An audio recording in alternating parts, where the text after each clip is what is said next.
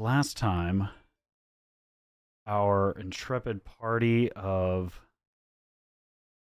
travelers meeting just outside the city of Drakenheim, the capital city of um, this portion of the continent, this continent in this country of Westamar, now making a name for themselves among the various power factions here in the ruined capital metropolis, had begun their final assault on the Cathedral of St. Vitruvio, the makeshift hunting ground and den of an abominable creature known as the Lord of the Feast, a massive wolven creature known as a Garmir, a pack lord overseeing a large number of these ruthless creatures in and around the city of Drakenheim. Now, with this massive creature slain, the Lord Commander Elias Drexel of the Hooded Lanterns, the last bastion of any type of police force or any type of law within the city of Drakenheim, has gone to collect their forces from Temple Gate alongside the Knight Commander of the Silver Order, one Theodore Marshall, who had led a contingent of Silver Order Knights below the Church of the Sacred Flame, one of the predominant religions on the continent, now gathering their forces to begin occupying the religious heart of the city.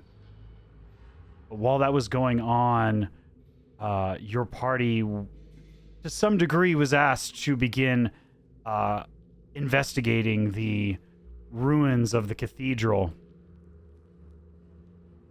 At the first and second levels, not much could be found other than the destructive waste and awful abomination that had become this den of wolves within the cathedral, but most of which had left the structure in an attempt to either stop you or defend the now controlled Temple Gate.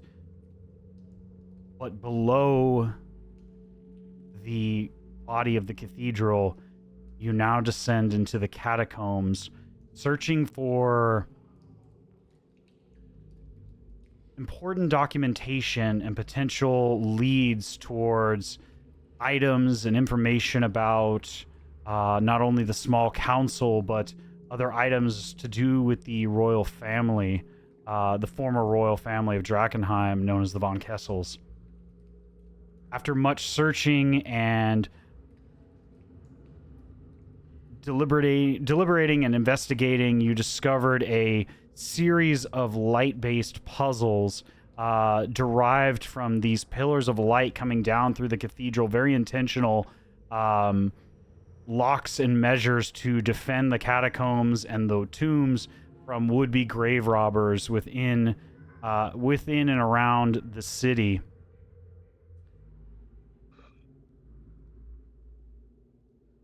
With some luck and skill, you discovered not only a number of these metallic shields to begin directing these barriers of light through these lenses on various doors, but by doing so, you found a secret vault, the vault of the former royal family, the Von Kessels.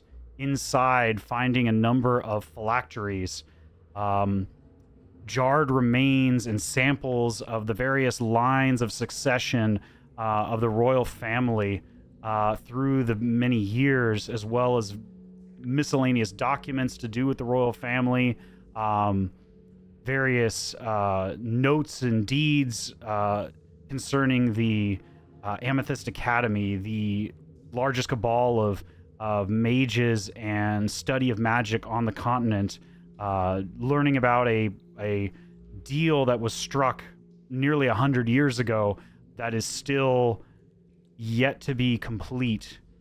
In addition to this, you found a sort of inventory list, a bill of lading, or a an inventory of items among many within the catacombs, the most notable of which were marked as the phylactery of St. Vitruvio, one of the items given to the small council of Drakenheim, and also one of the various relics of St. Vitruvio, the first paladin of the Sacred Flame here on the continent.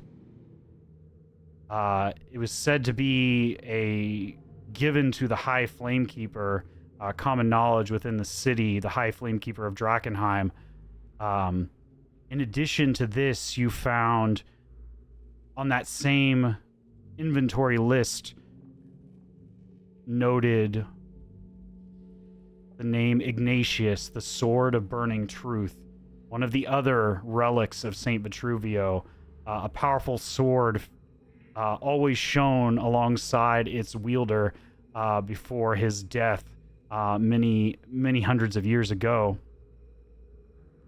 In addition, you found yet another hidden compartment below the ground of this vault, hidden yet again, a sort of bug-out fund containing several bars of platinum that you acquired as a sort of makeshift payment upon finding.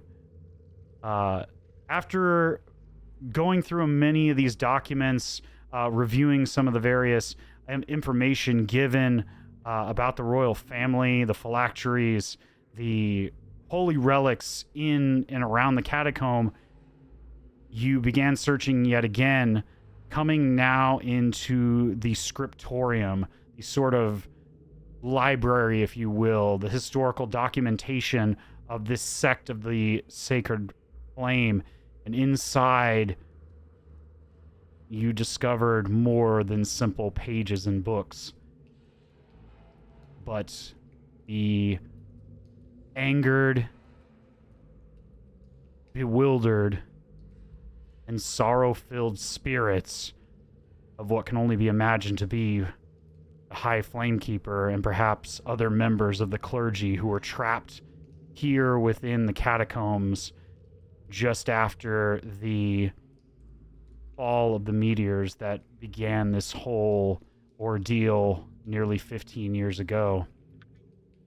Now you are engaged with these trio of spirits as they seek to protect themselves and the catacombs they were guarded with, they were charged with guarding. Mid-combat, we'll jump back. I believe we stopped at the top of the round, which leaves us back with Cedric. It's your turn, sir. What would you like to do? Before we begin, Spudley's dad's watching, so everyone wave, say hi. Hi.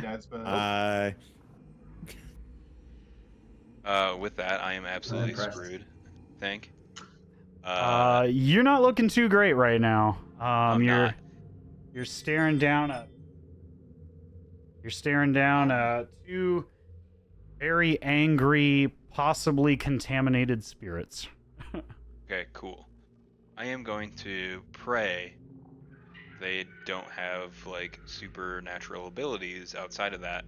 I'm going to use a channel divinity to use Cloak of Shadows to turn myself invisible. Okay. And with that, I am then going to... All right, let me go ahead and mark you here so we know. I'm going to put a blue dot on you while you're invisible.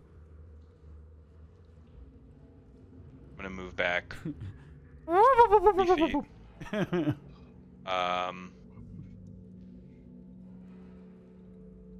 And so I do have a spiritual weapon out. Okay. Then I'm going to... Oh, I think this might break my invisibility.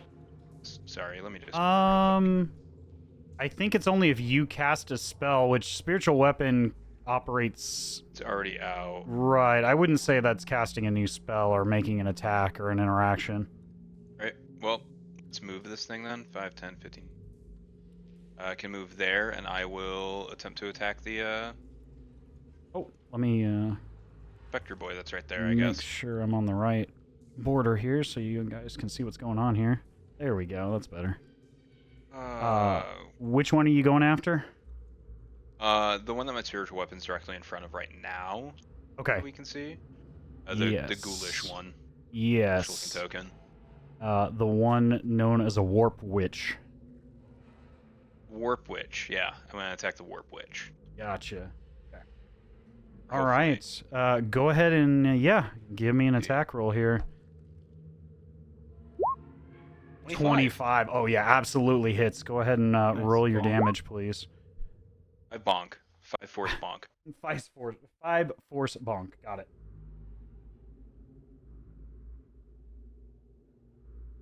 Is there anything else you'd like to do on your turn? Nope, I am good for now. All right. Just as you watch, all of you watch as Cedric grasps his holy symbol, and you watch as he just fades into nothingness in the dim-lit catacombs.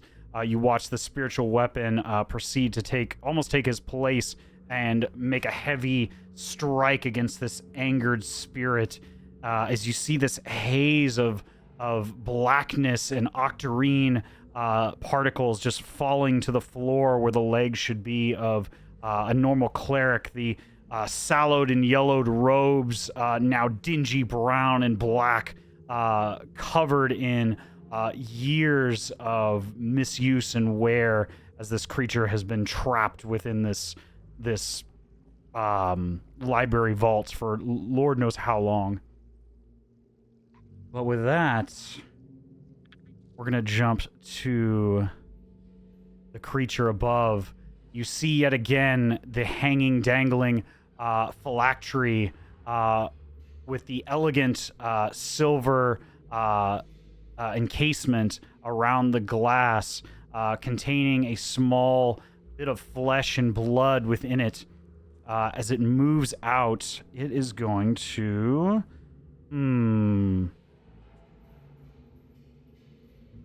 Since you, Tim, are incapacitated and possessed, it is going to go... Oh, I forgot about that. Yes, That's what that means. Yeah, you are possessed right now. You are possessed. There were 2 warp witches when we started. One of them's in Tim. I'm going to punch you, Cedric. I was like, yeah, good luck. I have no strength. It does nothing. You look right now as this larger, that shadowy creature wearing even more elegant robes that are sallowed and yellowed and dirty, now moves around the corner like an effortless shadow, as if passing through the corner of the stone and out the other side. Tim moving around a bit unnaturally, even more so than his robotic form typically would, even under heavy damage. You look as his eyes contain this dim octarine light from within. But this one is going to go after you, Giorgio. Okay. And it is... Yeah, it's going to take a swipe at you with its shadowy, bony hand. Okay. Does a 17 hit? That is our AC, so I believe yes. Yeah. Okay.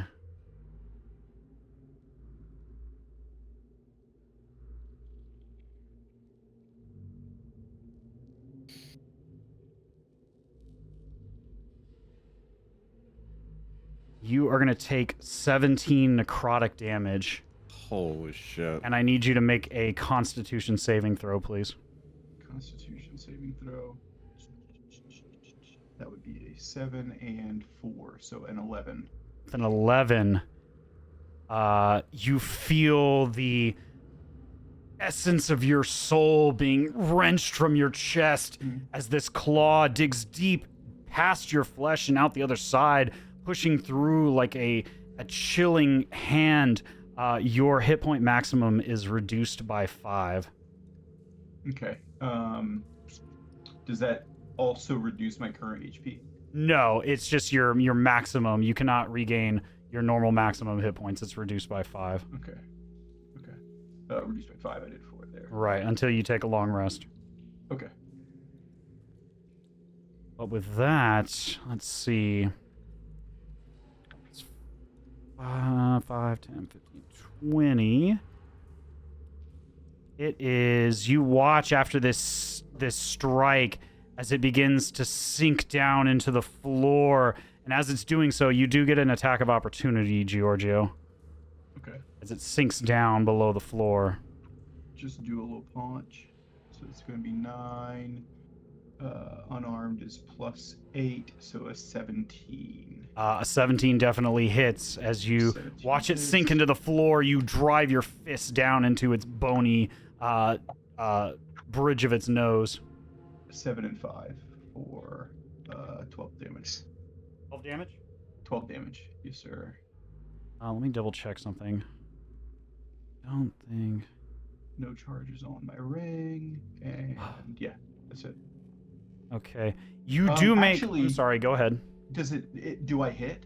You do hit, yes, absolutely. Okay, because I can once per turn when I hit a creature with an attack that deals bludgeoning damage, I can move it 5 feet to an unoccupied space. Okay. Can I push it back up out of the ground? So that it has to move further to get away Yeah, from me? you can definitely do that. I think that would Okay. work. Sick. Yeah, you drive it. Instead of punching down on this creature, you reach down and drive up, hitting it up under the chin and dragging it back up. But you're doing that. I'm going to say it's got to meet a contested roll there to try to move through. It rolled a 1. It ain't going nowhere. Oh. So, and it is Amazing. not looking good. Its corporeal form is struggling to maintain any type of semblance of corporealness as it attempted to sink through the floor. You made solid strike, not necessarily doing as much damage as you normally would, given its incorporeal nature for the majority of its form, but still doing a solid strike. That was a total of what, 12 damage prior? Okay. But still doing a solid damage. This thing is not looking good.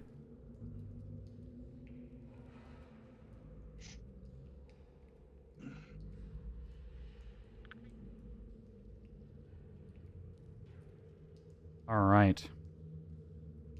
Is there anything else you'd like to do? I'm sorry. That was the wraith. I'm sorry. Yeah, that was just my reaction. Okay, that was the reaction. All right. Well, it's not going anywhere after And that. so I don't know how much move it had, but I just It tried to go down, but yeah, with that reduced movement, it's not going to try to go through the floor and out the other side of you. Otherwise, it will be basically ejected from the floor and take a bunch of damage. Nice. Got his ass. But now we are to Tim. Tim, you feel the presence of this other mind sinking into your joints and replaying over and over again in your mind this scene of horrible suffering.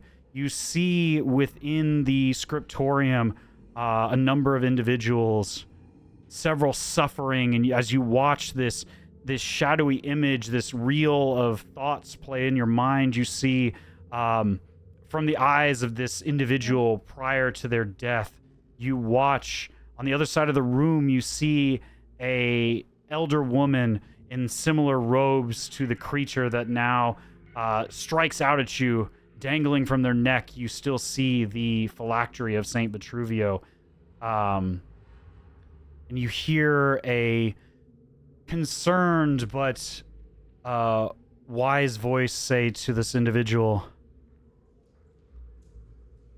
"Flamekeeper Shala, do not forsake your duties. Keep the door closed. I understand that you suffer greatly, but please, we must do our part to protect what remains here. The remains of our honor dead, the remains and the relics that remain, that are contained here are of utmost importance to the church. I beg of you, do all that you can in the time you have left."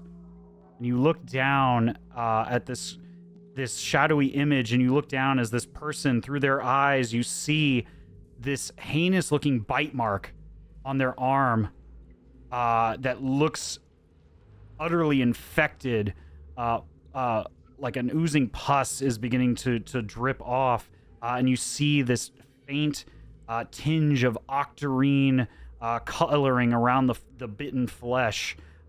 Very strong sign of contamination and continued spread into this individual. As the image begins to replay and replay, I need a charisma saving throw from you, sir. Okie dokie. Bum, bum, bum, bum, bum. Oh, bro, really? I was about to be a 19. I'm afraid that is yet to succeed. You feel as your soul is rewatching this horrible scene, you feel this tainted energy dig deeper and deeper. You gain 1 level of contamination. Gross. As Okay. the Warp Witch is using its Mutate Host ability. We're gonna be some. Yeah. Oh. And as such, there is no save against the contamination, at least until you eject the possessing individual. I need you to roll a d20 for me, please. Okay.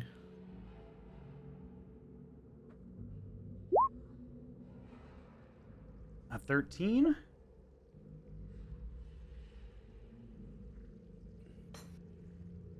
Lucky 13, baby. You all watch as Tim's eyes merge into a singular central eye, which can emit an energy beam as a ranged spell attack using your intelligence Yo! modifier for the attack roll. If it hits, it deals 2d6 radiant damage.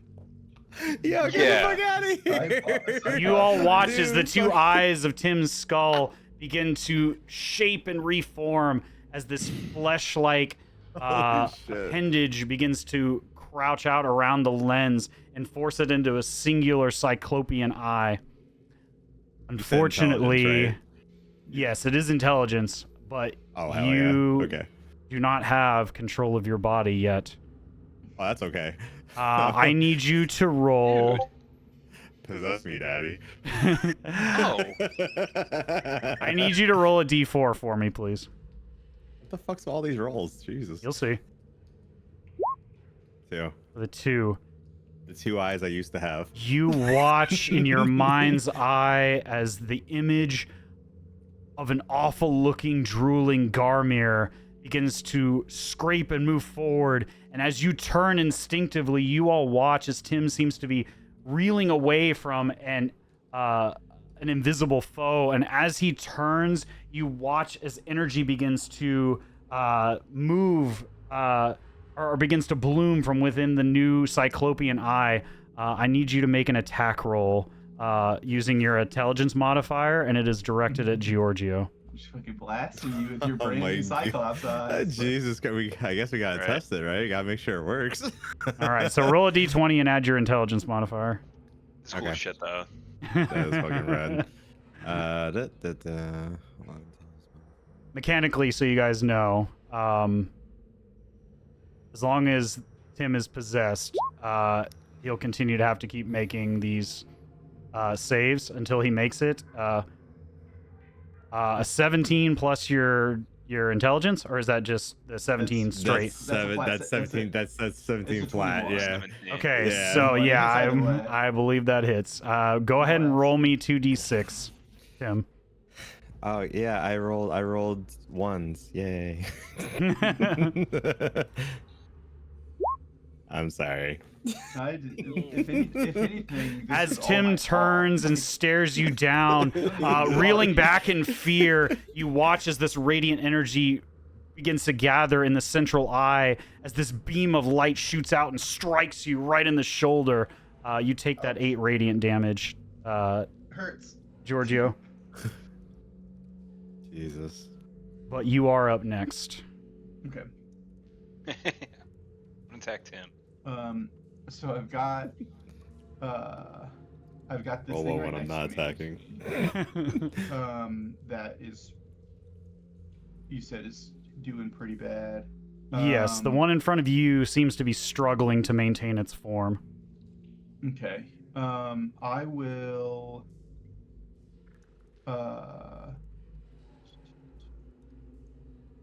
I'm going to first thing is take a swing at that just with my fist again. Okay. As an unarmed strike. To see if that's a nat 20. Let's go. So Absolutely hits. Let's go. So I roll it. We double my dice damage. Is that right? Yes, you roll your dice So- and then double the amount and then add your So that's gonna modifier. be a 2. So double that is 4, and then the modifier is an extra 5. So it's 9 damage total. 9 damage total. Yeah. All right. This thing is not looking good. It one more solid strike and it may not survive. Okay. I'll do my second attack then on him as well, unarmed again. That one's going to be a 19 and 6. Yeah, absolutely hits. A 19 and 8. And then that's going to be a 1 and 5, so 6 more damage. Tell me how you dispatch this creature. So Nice. As I punch, give it a 1-2 punch. You said it's like half disintegrating already, yeah? Yeah, you see the majority of the head contains like a circlet that's just rusted, and what used to be like a beautiful polished silver circlet is now rusted and basically almost falling off of this skull. What little flesh is remaining on these empty eye sockets as it stares out at you is all but decaying and dried up, and you see what's left of remaining teeth within the mouth are either knocked out from your previous blows, and then really everything from about the waist down is just a floating rib cage and spine remaining, and then of course the two skeletal, like loosely flesh-covered arms and the loose robes of a flamekeeper. Mm-hmm. So I would think just a quick 1-2 punch would probably shatter the rusted thing and turn the rest of him into smoke and dust.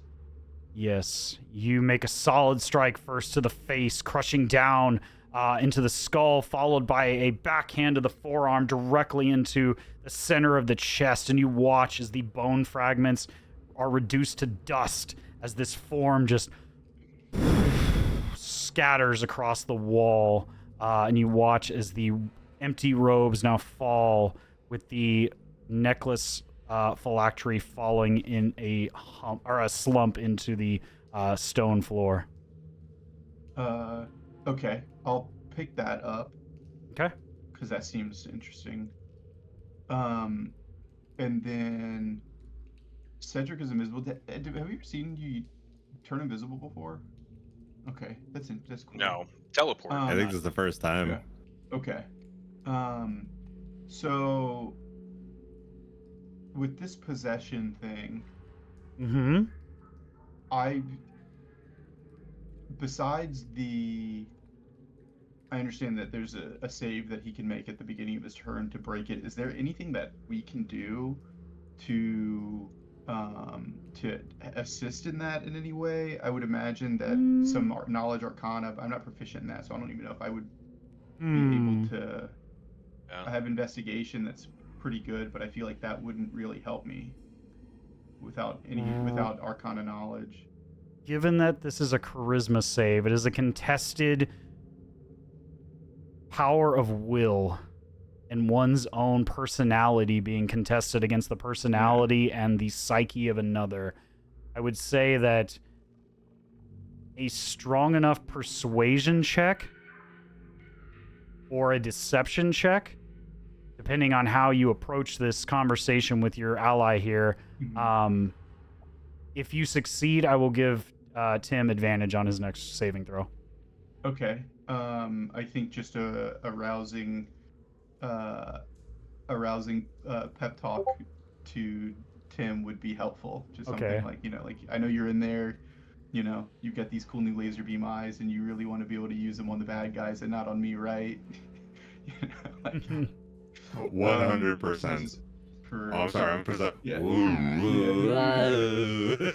Okay. Persuasion is a 20 and 2. Absolutely. Tim, on your next saving throw, you have advantage on the save. Sick. So. Hooray. Other So you than give that- an inspiring speech to your comrade, trying to reach out to the one you know controls this body in this form.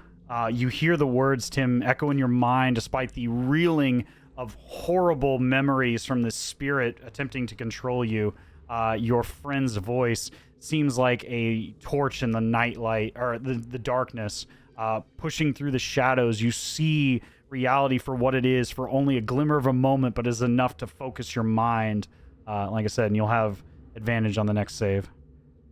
Okay. That All would, I right. think, take up basically anything I could do. I picked up a thing. I've talked to him.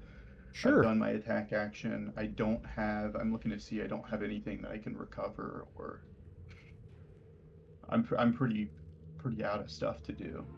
Okay. Until we can get at least a short rest. Right.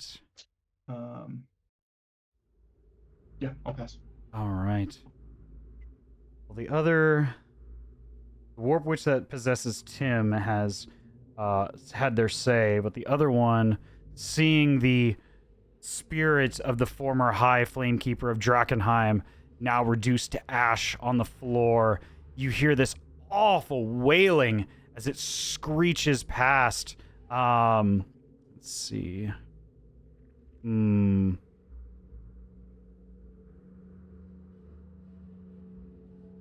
Yeah.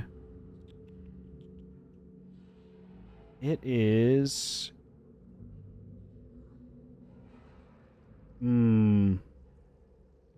Yeah, it's going to go after you, Georgio, just being the closest individual to this sort of dividing line between the rooms of this protected area. So yeah, it's going to go ahead and try to take a swipe at you. Getting a 24 to hit. All right. Check here. All right.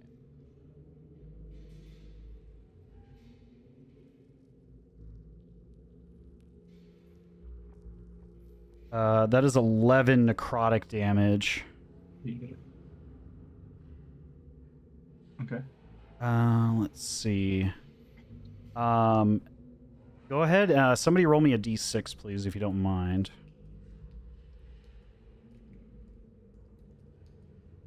Got it, dude. All right. Their psychic whale recharges next turn. My apologies, everyone. This one's on me. Shit. Thank you for that. But with that, Dude goes invisible and fucks everything up. he just Zoidberged the fuck out of there, just like. Chugrulk, we're on to you. What would you like to do, sir? Oh, okay. Well, all of that being said, I honestly think that, I'm terrified of our possessed comrade still. Sorry. I'm not terrified of you. I'm terrified of the possession. So I think I'm gonna have to capitalize on that. But again, I think there's an order to things. So I also really want to get into this kind of situational fight over here. You can break your move up. Just a reminder, if that matters. Yeah. So is there any physical? Sorry, just to make sure I'm on the same page. Is there one physical being here and one is possessing Tim? Yeah, you can right? see You know, one right in front of Giorgio there, one of the other warp Yeah. witches. And then It's about the other one is 20. possessing. It's about 25 or 30 feet away from you. Within, Yes, within your movement. Within my wall.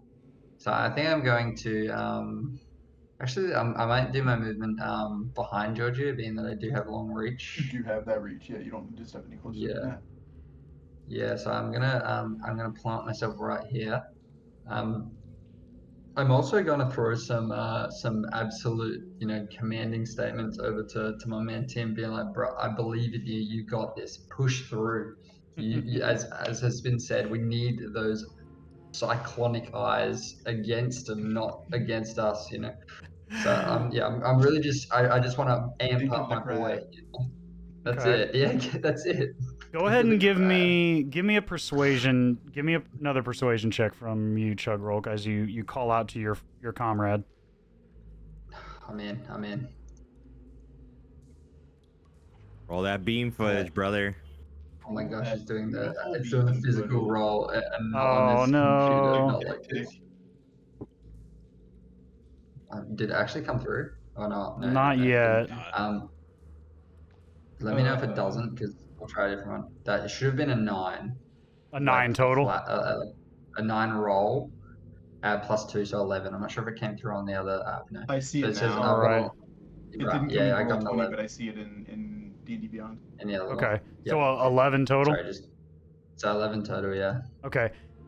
10 is what you needed. So. Oh shit. Oh shit. Okay. All right. Okay. So I can't really give you a double advantage, but I will give you inspiration on that one, which essentially is double advantage if you wanted to offer it to your comrade. Yeah, that's it. We're here to amp each other up. We're not here to break There each you other go. down. That's not. All right. We'll call that, in this yeah. case, your bonus action for that, but you still have your action if you'd like to start a swinging or anything else in this turn. Oh, I do. You know me. So I've just making sure I've got my eyes on. I've used a lot of my stuff already, so I believe I've just got my regular kind of swing plus another swing. If I'm not mistaken, I get 2 attacks on an action. You do. That's right. Yes. Yeah. So yeah, I'm gonna go with the slashing. So I'll try and hit first. Sorry about the slow rolls, because I'm not sure why this thing is doing that classic. Can you turn off the roll dice animation on the? I know we talked about this. Yes, I don't remember where it how is. exactly, but Have to find go- it. I'll One find of it us for is- you. One of us will find it. Laptop. What web browser are you using? Oh, bro, like I was using Google Chrome until I've now started using Edge, because it actually loads Twitch better. So I'm not sure. Got it. I found it. Oh no, actually, this is not it. Well, the first one was a 22 to hit, so I'm assuming that hits. yeah, absolutely. Go ahead and roll your damage. If we need to, we can just roll the d20s here, and we can add your modifiers. If you want to do it in roll 20, it'll be faster. You'll just need to manually add your modifier. That's true. Just add the +7 and stuff. Yeah, I might do that. Yeah. I'll just do the damage to this one. I'll do the next one in the actual browser.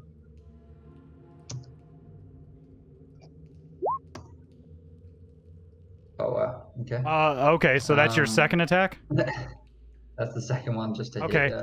So that's a crit. And then- so yeah. Yeah. So So I got the crit yeah. on the second one, and the first one's damage was 13. Okay, so 13, and then so the next one you're gonna roll the damage dice, and you're gonna double them, and then add your modifier. Right.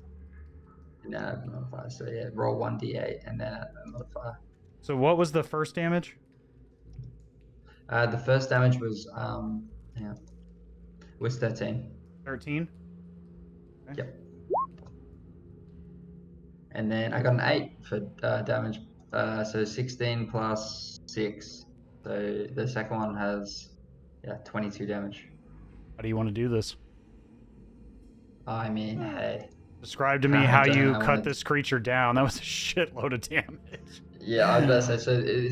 So is this an ethereal being, or is this like got some kind of like plane existence? Just to make sure I know where I'm at before I crush this.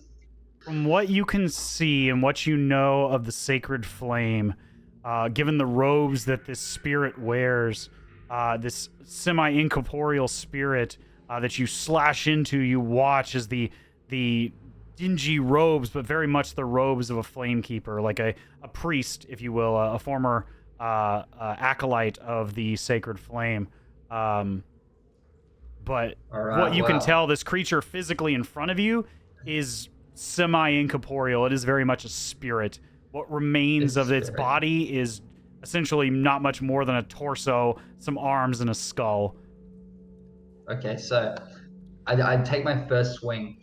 I see this thing is getting dislodged from its spiritual self, and I'm like, okay, and I capitalize on that information, and I take a massive 360 spin and just slide the second swing right into it, almost doing like a comical like swing into hitting a wall, this thing just droops on the floor straight after, and then I just slide my blade right into it. Just absolutely cackle. Like this thing. Nothing. I love it. I love it. You all watch as Chugrulk engaged in combat like it is the game of a child, gaining ecstasy, if you will, from the thrill of the fight. Swings around, cutting deep the first stroke, and the second, a over-exaggerated swing, slamming this spirit directly into the wall as you watch what remains of its corporeal form crumble into dust and a pile of robes at the floor. Yes. Let's go. With that, Cedric, we are back to the top of the round with you, the only remaining threat, still thoroughly buried in the form of your companion, Tim. Do you assist in any way with this? I don't know if I can. Like, it's pretty buried. Like, we don't have any sort of way of really targeting this thing, I'm assuming. Just like looking at it, we just know it's inside Tim. Yes. Go ahead and give me, given your background and your class, give me a religion check. Oh, yeah. With a 19. Oh, yeah. You recognize this spirit as essentially an undead ghost. But it has been heavily... It has been heavily contaminated by its surroundings, but it is still no less an undead, capable of being turned.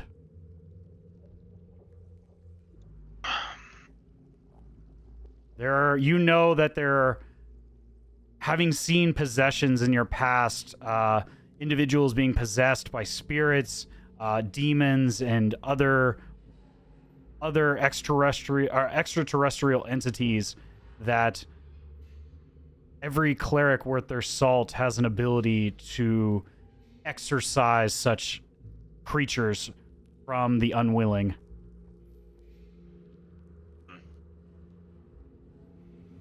Okay. It sounds useful in some form or fashion. I'm sorry, that's not a spell that I'm aware of. Would it just be the actual exorcism? How does that get... Not a spell, but it's something that every cleric has. Oh, yeah. I don't think I want to use that. I'm gonna, because I just don't have the charges. I am gonna use my charge on the Mace of Terror that I have, though. Okay. Works in a similar fashion. Let me double check something here. Oh, yeah, it's probably gonna be some bullshit. It's gonna be frightened, I suppose? Yeah. Pardon me? Creature would become frightened. So you attempt to use the Mace of Terror? Yeah, I would... With my knowledge of ghosts, would I know if it can be frightened? Give me another religion check. With a nat 20, you know that most spirits are entirely immune to being frightened, as they are nothing more. They are immune to the frightened condition mechanically. You would know that most spirits are acting on impulse alone, and that frightened is not something that they even comprehend at this point in their existence. Okay. I'm not gonna really anything or do anything. Chugrulk. Doing flips in the background, yeah. Yeah, I thought that Going would back be handspring funny. speed That was a full Yeah. test. It's like, come on. Yeah, Okay. that works. Thank you. He's trying to jazzercise Tim. Can't see this thing, but how tall are these ceilings? Down here where you're at right now, probably 12, 13 foot tall. I'm just gonna crawl to the top of it right now. Oh, that's right. You still have spider climb. I forgot. Yeah. I'm gonna crawl. Yeah, so I'm just kind of out of the way, and then I'm gonna essentially apparate back and use Healing Word on myself. Okay. You all watch as Cedric reappears as the healing ceiling. aura Just appears on at the his, fucking ceiling. and he's just on the ceiling, like like this creepy, Spider-Man, covered in armor, just staring down at you. This 7 foot, almost tall, Goliath staring down at you from above. I was here the whole time. If you hadn't seen We other entered the shit Spider-Verse. weirder than He this in disappeared, and Drakenheim, this would be Yeah. terrifying. I was afraid of throwing things. And Cedric was like, I'm just punching a guy next to me and taking it easy after that. Right. He's been on the ceiling the whole time. I'm gonna All heal right. myself for 10. Nice. Okay, excellent. Is there anything else you'd like to do? I'm going to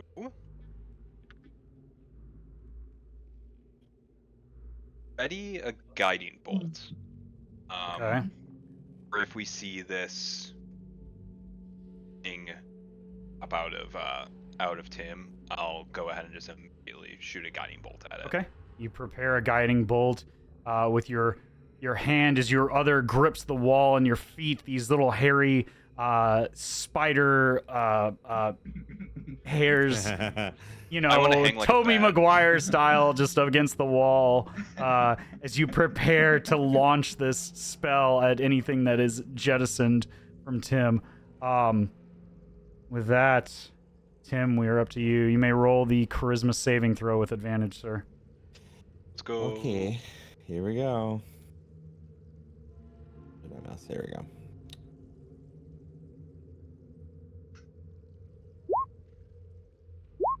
Thank God for advantage. With a 15, you all watch Tim in your mind. You feel and you hear the words of your comrades calling out to you, almost like a beacon, and you see the light of this spell being prepared by Cedric far off in the distance, almost miles away by your perspective. But the pure will that you exert on this spirit as you push forward and almost grab out to it, reaching out like a... you watch as your arm almost extends out towards this light, and as you do so, you feel yourself naturally, physically pull away, and as you do that, the spirit is left on the opposite end as you move forward. Let me go ahead and place them where they need to be here. Yeah, Cedric, if you'd like to roll your attack as you watch the Warp Witch jettison from the back of your comrade.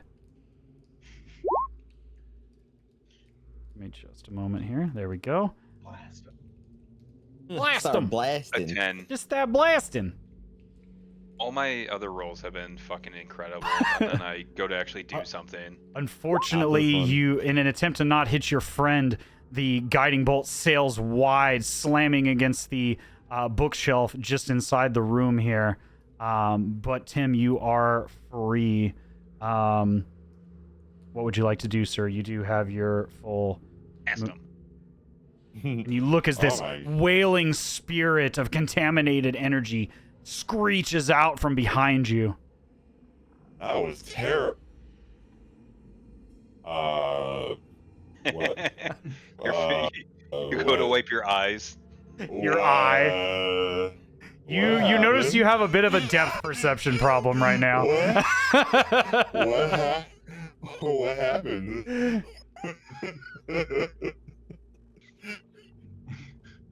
All right, so just let me ask this, because I obviously want to use my power. So just accurate. So like, is it a spell slot? I'm guessing. I'm gonna. No, read, it's like, just an attack roll. It's a spell. It's a ranged spell attack. So you would use your proficiency bonus and your intelligence modifier. Okay. So the same as if you were casting Firebolt. One sec, because my sister-in-law just got here. My dog's freaking out. Dog also cheering.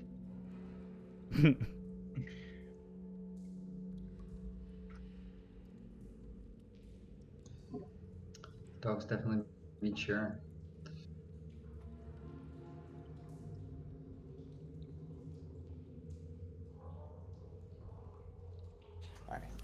All right. Sorry about that. All good. Okay. So, I will let's try it out. Might as well go for it. Alright. So let's do attacks with D20. So D20 and add the same bonus that you would to a firebolt. Oh, that's the case. That's +8. Okay. So an 18 absolutely hits. Go ahead and roll me. The damage is 2d6. Just a flat 2d6, and it's radiant damage. So that's 5. 5 total? Okay. So you cast and you turn immediately as you see this screeching creature jettisoned from your body. As you turn, immediately look, and you watch as that same light turns towards this creature, being focused in this new singular lens in Tim's face. Now just immediately center mass jettisoned into this creature's form. And you notice that the radiant energy seems to sear far more impactfully than anything that you've done thus far. But the creature still remains wailing at you all. Tim, is there anything else you'd like to do?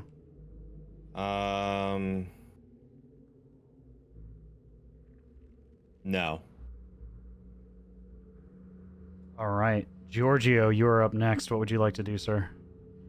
Okay, so it's there. I can move freely. Do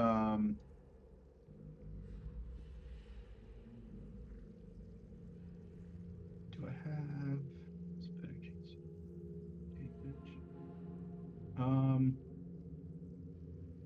I'll step right here, and I'll just do 2 attacks throwing the hand axes that I have. Okay. See it. First one is going to be a 12 and 9, so a 21 to hit. Absolutely hits. Second one, I'll roll. That's going to be a 7 and 9, so 16 to hit. That still hits. Okay, fantastic. So each one's a 1d6 plus 6. So here's my 3 and 5. That'll be 8 and 12, so 20 damage. 20 damage total. And you're using your +1 hand axes, right? That's correct, yeah. All right. Plus So one hand yeah, they axes. are They've got some sort of extra metal on it that I don't remember. I think it's meteorite. Meteorite. Yeah. Yeah. So these are considered Magic weapons. magic weapons. Yep. They Okay. All right. 20 damage total. Yeah. Hand axes sail through, and you watch as bits of bone and robe are cut through, and this creature wails out in anguish, just barely maintaining form. At this time, is there anything else you'd like to do? Let's see. Can I think that's an actual action? No, that's it. That's all I got.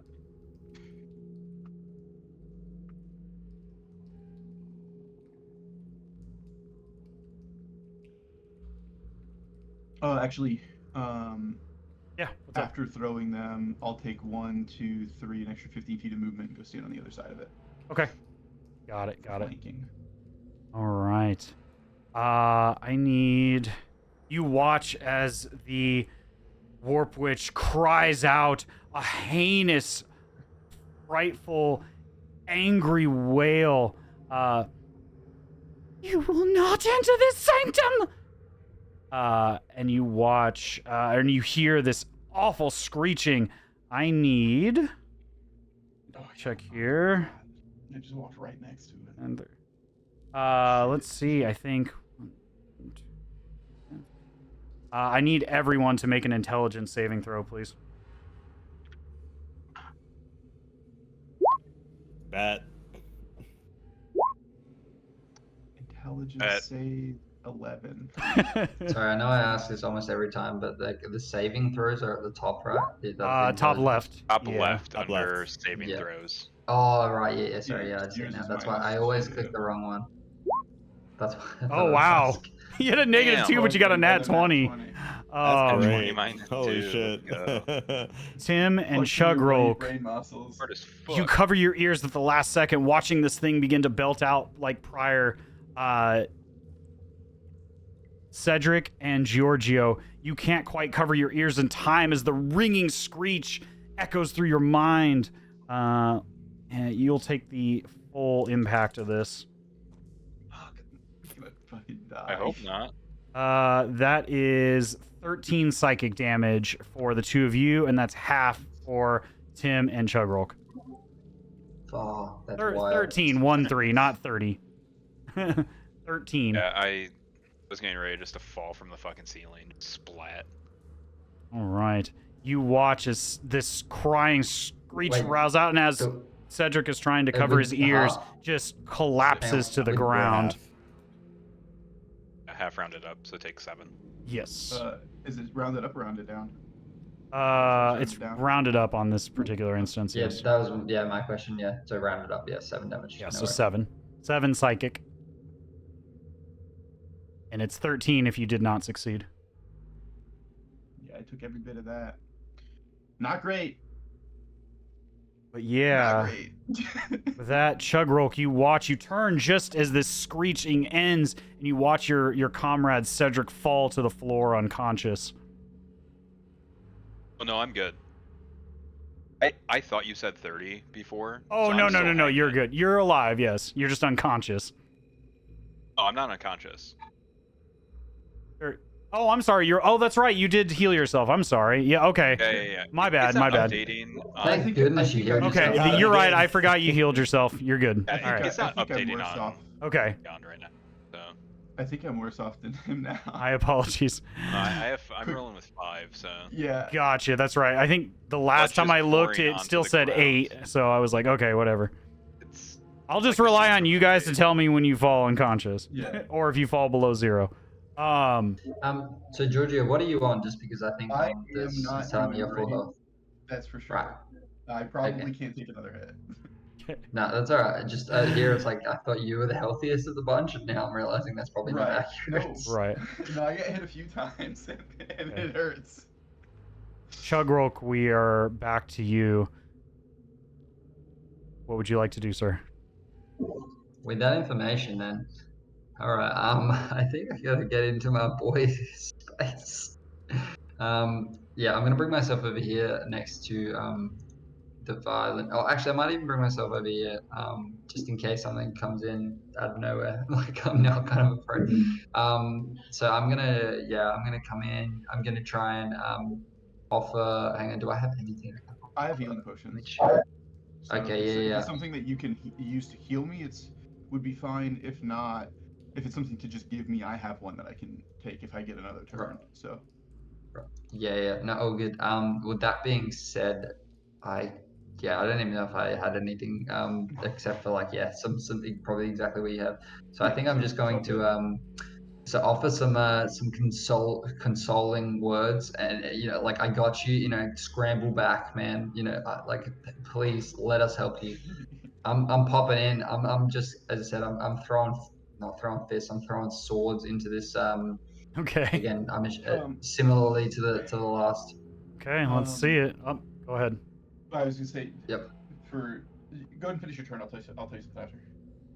Yeah, you're good. All right. So that being said, I'm gonna take like almost like a half step over Georgio's crumpled body on the ground, ensuring that I'm like between him and this being, and that being, while I'm doing so, I'm gonna throw the hilt of my longsword into this thing, while hoping to turn that into a slashing attack with some serious force. 22 definitely hits. All right. Go ahead and roll so damage. I just hilted this thing, and I'm just gonna try and use that momentum to swing into it. All right. Are you using a single hand or both hands? Yeah. So these are single hand. Okay.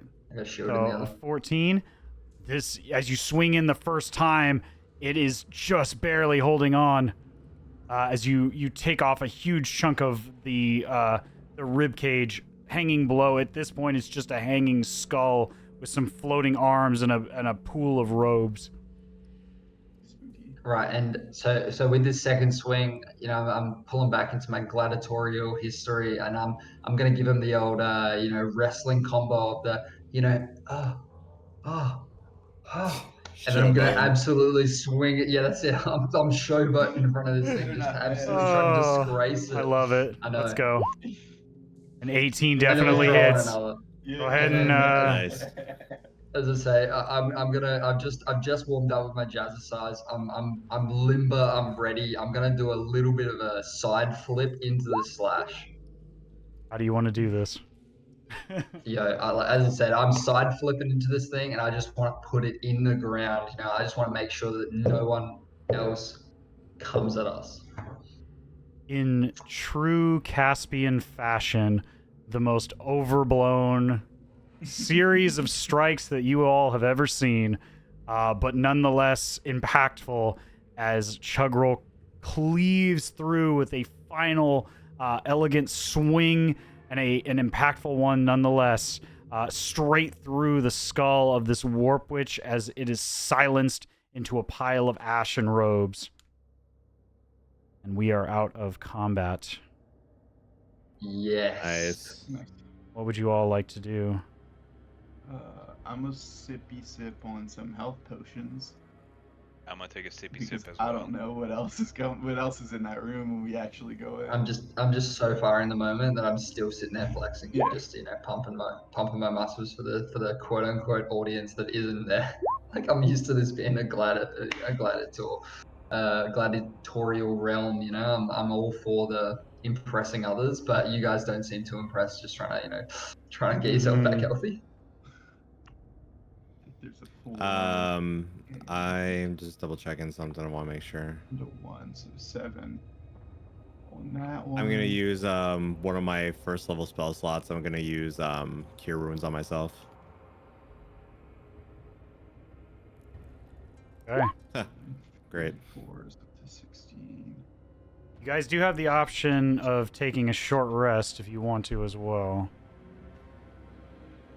It's not a bad idea. Short rest would be fantastic if we ever run into anything else, because a lot of my stuff I'm recharges on short so rest. down for As you yeah, sit in I'm this- Yeah, that makes sense. We probably should do that. You don't see any particular threats of note currently as you find yourself in this library of sorts known as the Scriptorium. Inside, in fact, I think I have a text block for you here. Let me pull this up on the map for the stream here. While you're pulling that up, There we go. supposedly in combat, if you correct me if I'm wrong, JJ, if you push someone out of range, they don't take attacks of opportunity. It's voluntary Not movement on only, right? forced movement, no. Yeah, so like if you wanted to get me out of the way because I'm standing right next to that guy, you could walk up and you can shove me out the way, and I can resist it if I wanted to. But if I don't resist it, it's much easier to do, and you're very strong. So if you tried to shove me out the way, it's not Right. voluntary movement, so I wouldn't take an attack of opportunity. And then Right, it okay, would that's at least interesting, distance yeah. me, it would distance me from them, and then you could step in between. And as long as you Yeah, don't leave right. their range, as long as you don't leave their attack range, you won't ever And provoke an attack of opportunity either. I think if it's on Definitely a good to willing know that. character too, it just goes through. Yeah, in the I case don't- of... Okay, yeah. I've only ever shoved unwilling characters, so I don't remember Right. how I'll have to look it up. I think- In a battle scenario, I might call for a roll, but with the likelihood, the Sure. fact that you're both strength-based characters, that Yeah. it wouldn't be super difficult. Yeah, no, I think it's good info there because yeah, I just definitely didn't know I interpret could push you. I could tell that's what you were trying to do, is figure out a way to get me away from it, or at least get Get between you the out of two there, of yeah. us. And so so Right. you can Yeah, just no, that's cool. just push me. Awesome. Yeah, no, that's really useful. Thank you. Are you using your feature, Cedric? Yeah. Okay. Nice. While we're taking a short rest, I'm just gonna do it. Go ahead and explain to me how you inspire your comrades while I'm flipping through here. Oh, I'm just gonna be like, guys, I did not do anything. I turned invisible and you guys took care of it. I hung on the ceiling and I tried to hit stuff and I really couldn't. You all carried that. You did magnificent throughout all of that. Thank you so much. I love you. Nice. I'm inspired by just being in the presence of someone that's within the Spider-Verse. Geez, how lucky can it get?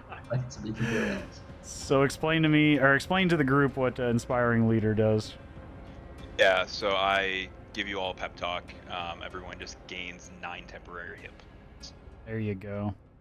Fantastic. So, on your character sheet, there should just be a temp area next to your health. Right. Just throw 9 in there. So yeah, if you were to take damage anytime, you'll take those temp hit points first. You can't add additional temp hit points on top of it. Like if somebody gave you another 5, you can either keep the ones you have or replace it with those 5, and you can't stack temp hit points, just so you know. And also, are we taking a short rest as well? Just because I've clicked the button now. If we have. Yes. So the way a short rest Before I works, forget. yeah, you can spend as many hit dice as you want. Basically, hit dice is based on your level and your hit dice that you're given. For a fighter, it's a D10. So you roll as many as you need, or you feel you need to spend, and then you add your Constitution modifier to that as well, which it should do automatically. Yeah, you would roll that, and you can roll as many as you need to get back to where you feel comfortable. Automatically apply healing with dice result is the tick. Is that the go? Oh, I think. Okay. Oh, perfect. I'm good. Okay, Do there you we go. do you decide before the short rest how many you're rolling, or is it like I can roll one, and if I still need more, I can roll another, and then another? Yep, you can Oh, you okay. can roll as many as you want up until your maximum. In this case, you have 8 Yeah. right now. And then when you take a long rest, you gain half of those back every time you take a long rest. Half of the spent hit dice. How many temp hit points did you say was 7? 9. 9. 9. Okay. There you go. Another question for you: the max HP that I lost, you said, is until a long rest. Yes. Right. So yeah, you and Okay. Cedric cannot But the regain temp is those hit points until you take a The long temp rest. the temp is a separate thing. So I've Yes. got 9 new temp health on top of Right. the 5 that I lost. Yeah. So I basically it would be 4 over what my normal max health is. Do you have? Yes, stone math-wise, endurance? yes. I do, but I used it. Oh, you already. I had used it. Okay. I'd regain it during this short rest. Okay, got it. Because I part of, believe. I think, Stone Endurance's thing is, regardless of if you have it, you can use it to regain your temp or regain your hit points back that you would have lost from your maximum, and then you gain back that ability with Stone Endurance. I think that's like a special thing on short rests. I'm not following. I'm sorry. Part of Stone Endurance's thing is you can go ahead and reset your max to its highest limit. Like you take away the limit that like the bitch or whatever put on it. So you wouldn't have to worry about that -5 or -6 that you took during combat. It would just nullify that as part of Stone Endurance, I think. Take a short rest, you can use that. You could just like reset to your normal limit. Okay. I did not know that. I thought it was just when I take damage, you're just reducing taken damage. I thought there was something with it. Is that? Yeah. It doesn't say that on here. JG, do you know? What are you looking for? He's saying Stone's Endurance lets you reset or regain some of your max hit points. It's only when you Lost. take damage during Yeah, that's combat. what- yeah. But your feature resets on a short rest, I believe. Yeah, I get it back. I thought it's a reaction. I think It's a reaction on a damage that you take. So if a damage would otherwise do, if you say you took 10 damage, you could use Stone's Endurance to reduce it by the amount of the dice that you roll.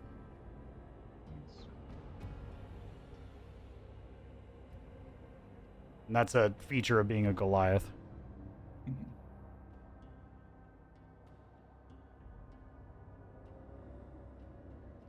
Yeah. I'm close enough.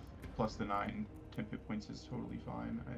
If I can find that somewhere, then that'd be great. But So have I done something wrong? And like the short rest didn't seem to bring any health back. I think it reset all my abilities that needed that, which is awesome. But was it meant to bring health back or not? how much health?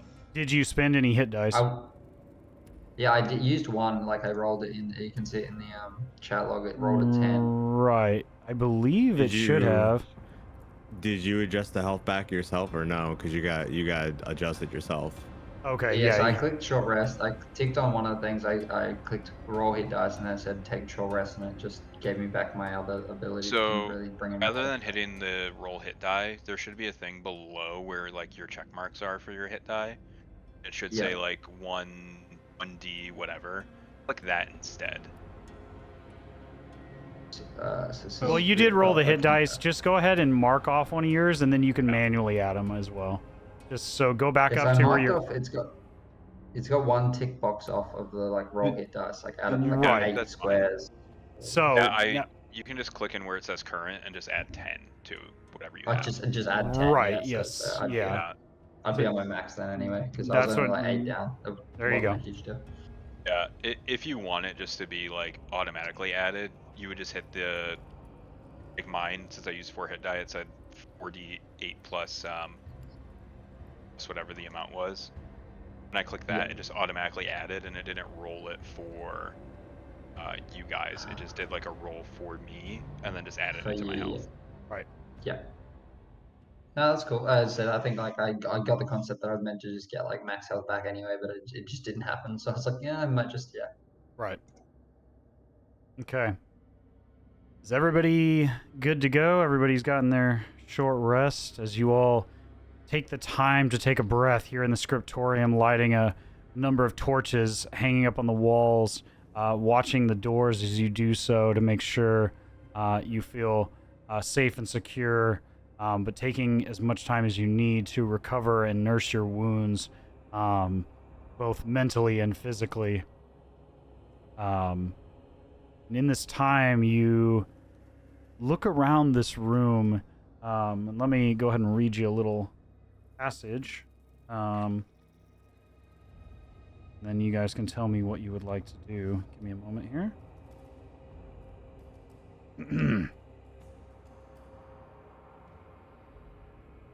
The room is a large square scriptorium lined with wooden shelves from floor to ceiling. The shelves are overflowing with assorted texts, papers, scrolls, and documents, all loosely organized by date. In the middle of the room are 4 large wooden tables flanked by rows of wooden stools. Several old tomes and scrolls lay upon the tables, along with inkwells and quills. Ink stains the tables, and one of the inkwells has toppled over, causing the ink to spill to the floor and run along through the cracks within the stone. On the southern wall, you see a large lens, not unlike the other walls that you see, and directly across from where you had entered, yet another lens leading, so essentially left on your screen and due south on your screen.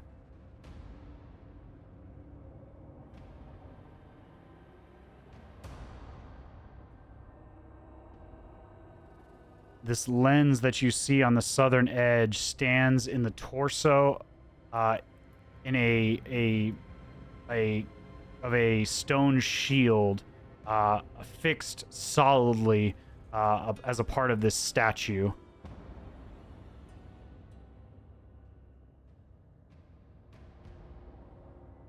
For those of you wondering, it is right there. And then there's another stone door directly opposite you with a similar lens. Dude, do you guys want to keep opening these doors? Oh, of course I want to open this door. Maybe we should knock first. Yeah. You can certainly try. Yeah, just be as polite as possible. What would you like to We do? gotta do that. We've got I'll go s- We've got I think 3 shields, right? So we can bounce these lights around. Yes, you have Oh, 3 yeah. currently. Forgot about that. Okay. And so, if we've got, where's The source is right here. so if the light bounces, and it's got something on its own that bounces it this way, right? It's just, yeah, it's a call, and yeah, it's got a shield in its hand. Okay, so And then you have 3 shields, like loose shields that you have found. Yeah.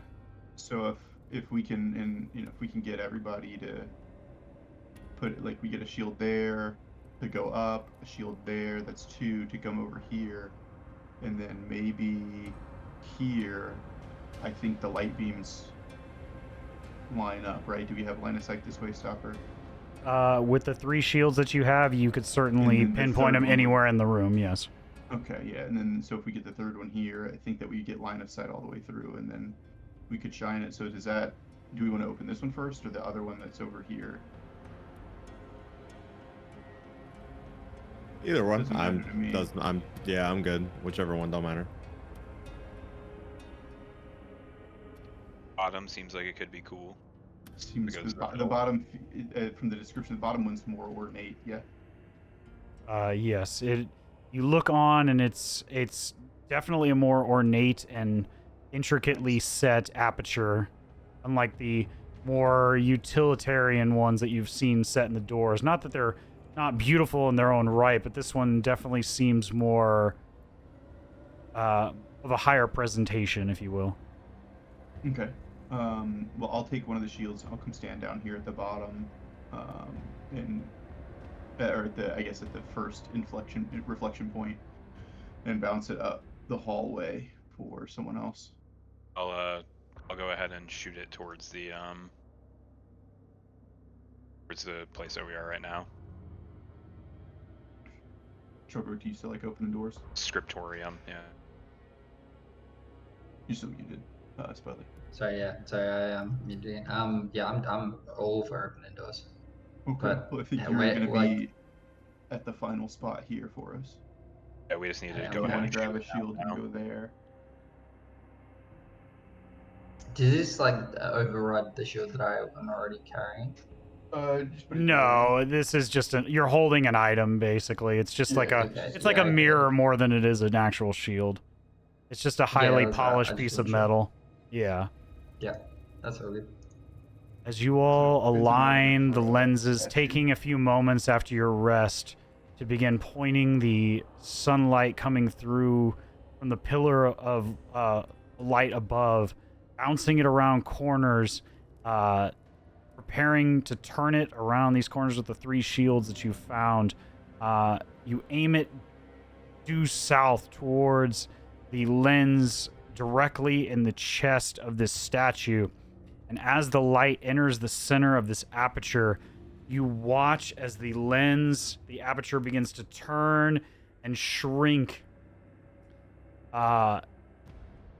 This mechanism now engaged fully with the dawning light, the midday light, now fills the lens, and you feel the rumbling and shaking of this large, approximately 12-foot tall statue as this statue begins to shake and rumble, and you hear this sliding stone mechanism as the statue itself begins to slide backwards, revealing a narrow, downward sloping stairwell, deeper below still. Spooky. I will go ahead and reveal that for you all. Just a moment here.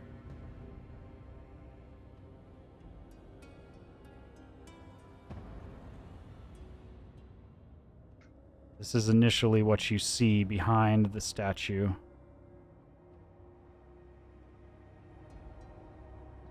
Oh. Series of Absolutely stairs going downward, Cool. deeper than the level you now stand at. As the statue slides directly back, you can see the grooves as it's intended to slide that way. Can we see? Is it dark in there? It is dark, but you can see there's a faint light beginning to come down as you step further down the stairs from some perceived source deeper in. It's way in there. That's extra spooky. I don't know. That might be more spooky than darkness. I mean, does it seem like it's like a flickering light, or does it seem like kind of the light that we've had coming through, like throughout the walls here? Give me a walls. perception check. Ugh. 18. An 18. It is a stationary light. It does not appear to be moving. It reminds you of a similar sort of dawn light, a natural sunlight, if you will, a warm light. It is not a I'm flickering torchlight, no. Okay.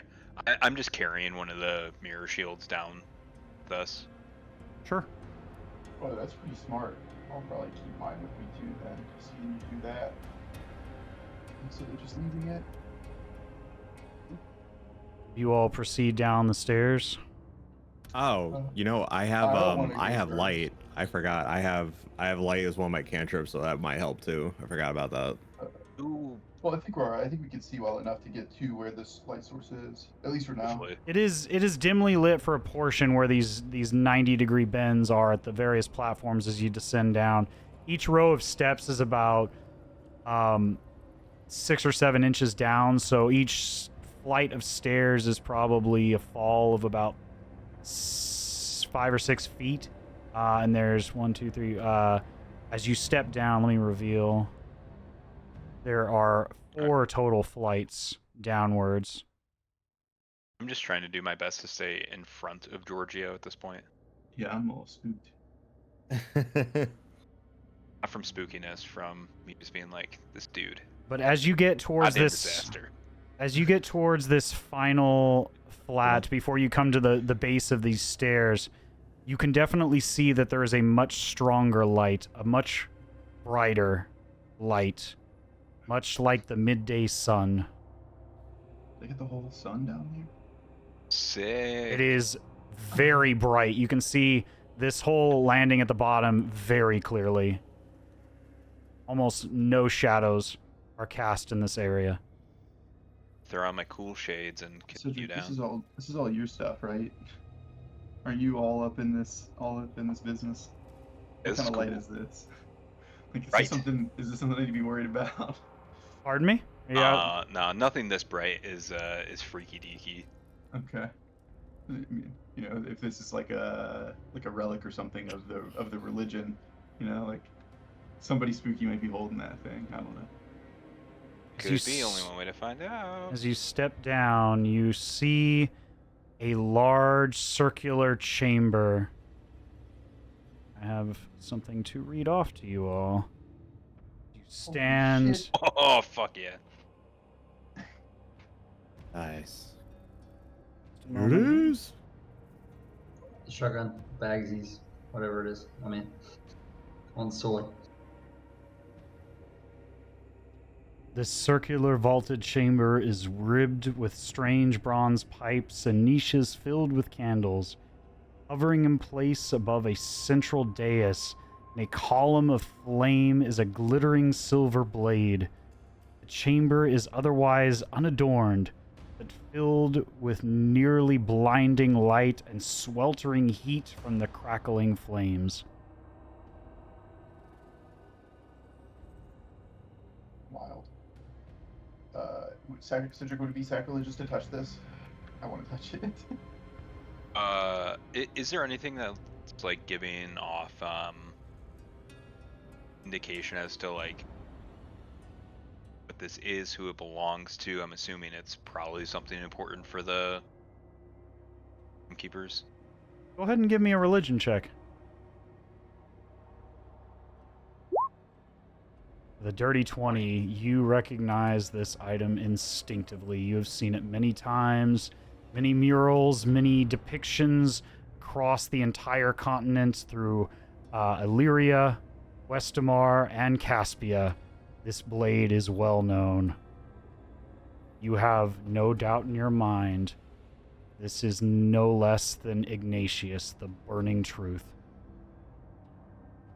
Right, with The that being holy said, sword of the Saint Vitruvio. Can I Oh, try? shit. Can I like tell me if I'm wrong? Can I sleight of hand this shit down or not? You can certainly try. It's it's I- very bright. Kind of want to. I like. Can I stealth sleight of hand this thing? Like it was my initial like thought, but I'm not sure if they just blend into each other. Because I assume we'd see if there were people in the room, being how well lit this is. But I was like, I don't want to just like get jumped as soon as I try it. So yeah, I'm just throwing that out there. But I definitely want to sleight of hand this thing. You can certainly try. Go ahead and, how are you going about this? Oh my god. Not well. You You ain't reach doing out, and as you go to I'm fucking grab jumping. at the hilt of this blade, reaching into the column, you feel an intense heat. Give me a dexterity saving throw, actually. God, that's so funny. Oh shit. Alright, at least I've got a plus on this one. Yeah, at least you're decent. 17, you take... I can add my shield's AC bonus, it says. to your saving throw? Well, Yeah, it's like that, you that's what succeeded either way. You still take Oh no, 5. okay, cool. You still take 5 you're points still of taking fire damage. damage. Alright. Your hand and your armor is cheeky, you know, I was cheeky. as your hand and your armor is singed as you begin to reach into the flames. I had to try. In addition, So it looks like it's sacrilegious to try and touch this thing, apparently. So. you according hear, to the rules of the riot dice. in addition, you hear a loud booming voice echo through the chamber. Sick.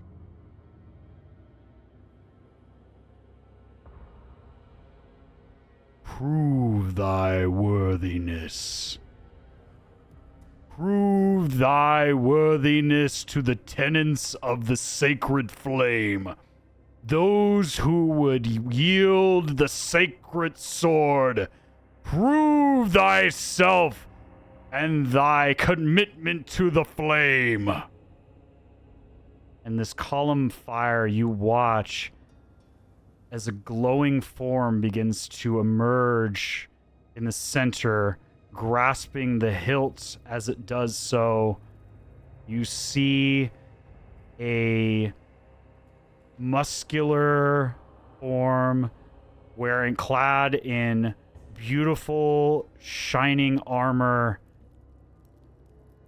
glowing radiant eyes, and as it begins to fully materialize, 2 large white feathery wings sprout out on either side as 2 hands hold the hilt of the sword as this figure descends down onto the dais about 5 feet up from where you all stand. That's pretty fucking cool. Dude's fucking Who Tyrael. would prove thyself worthy Yeah. of this sacred blade? I think I'm not allowed to try this. Who among you holds dear the tenets of the flame? Nudge Cedric. I'll, I think he's asking for you. I bro. guess as I think as that's the you. I recruit think of that's the you, holy sword, man. I'll step up. Now, I will explain that we have been sent here as a quest to take back a cathedral from unworthy tenants previously.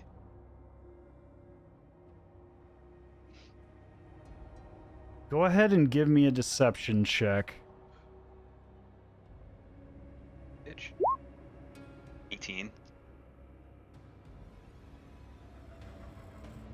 You watch as he raises the blade on high.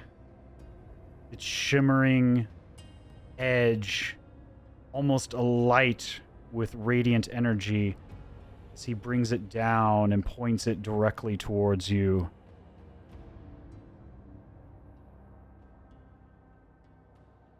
Ignatius does not honor liars. Oh. Well, Thou art not worthy. Leave now or face the wrath of the flame.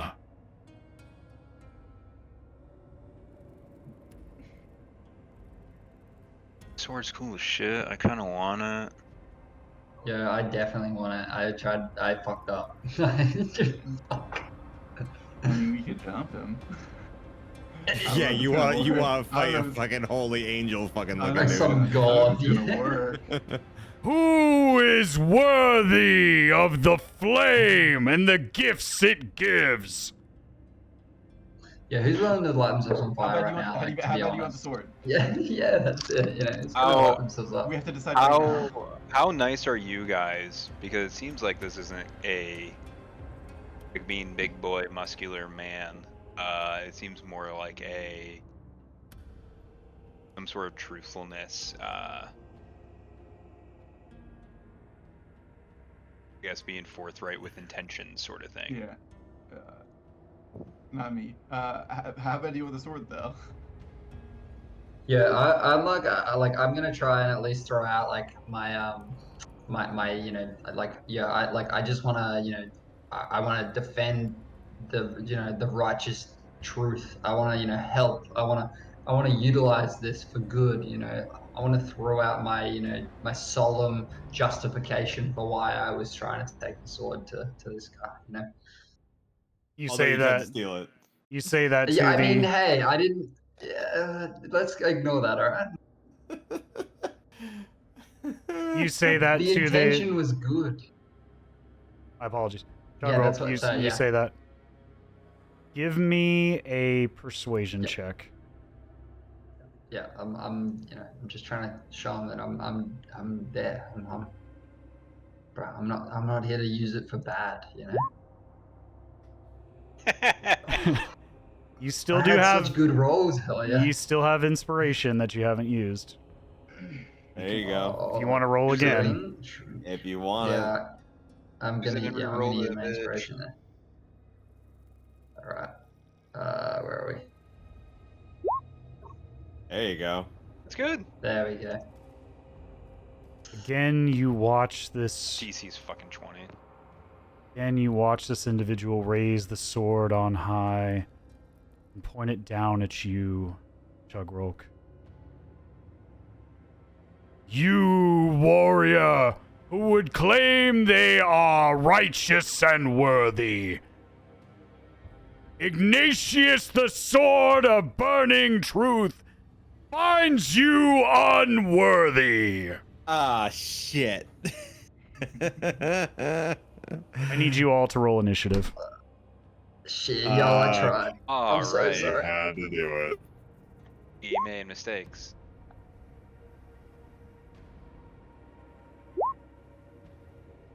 You hear as you watch him begin to raise the sword up, the pommel of this long sword in hand, the other the blade on high, in this presentory manner.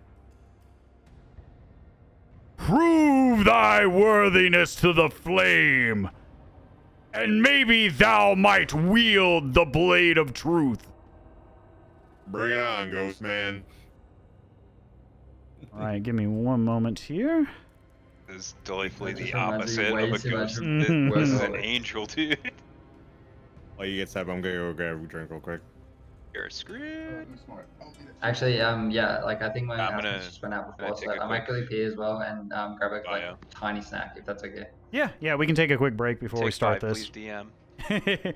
That's fine with me. I'm gonna have to write Thank this you. down, so give me a moment. While we're doing that.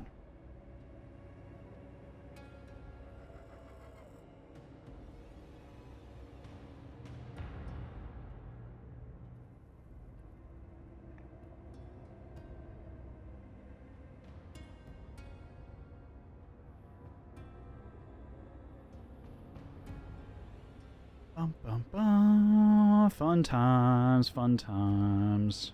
Oops, I need to actually move this down so you all can see what we're looking at here. Our big winged angel boy. Give me just a moment. I need to look up something.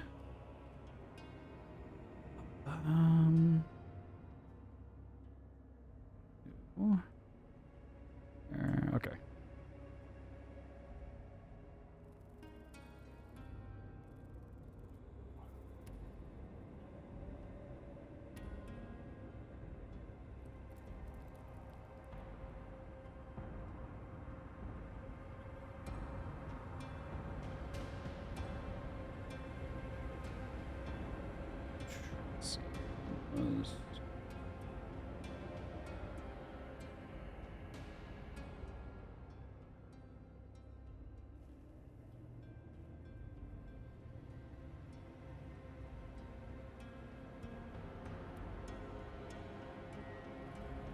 Are we doing like a bio break too? Yeah, if you need to, yeah, now would be a Okay. good time. If you need to I'm gonna do that. drain the main vein. Too. Sounds like a plan.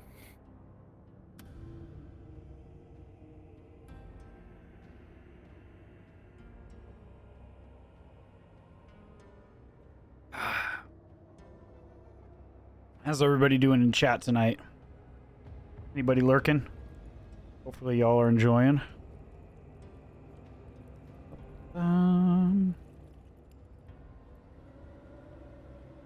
Depending on when we finish tonight, I might take a quick jump off stream and then jump right back on so we can play BG3 after this. But right now, I want to take my full focus on this since we haven't been able to play for like 2 months.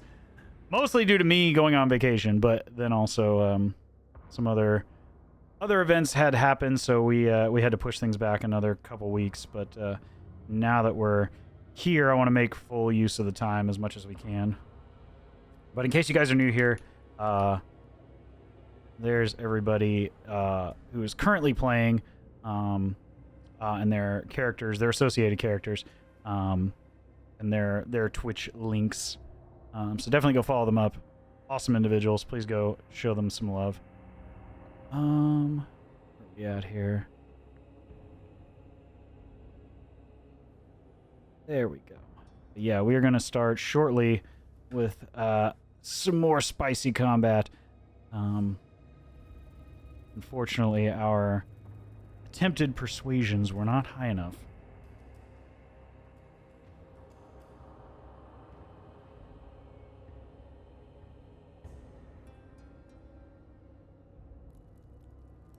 Still back before everyone else.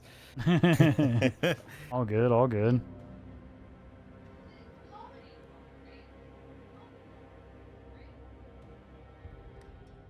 Also, in case y'all were wondering, the DC was 24. What? Yeah, the DC on that persuasion check was 24. Holy shit. Yeah, this ain't no joke. I'm just curious of something. Hold on, let me see something. So, my wife is looking up things. She just told me there's a big tomato festival that happens in a town over here. Okay. And one of the events that they have is, they call it a tomato war, where it's two teams playing dodgeball, but with tomatoes.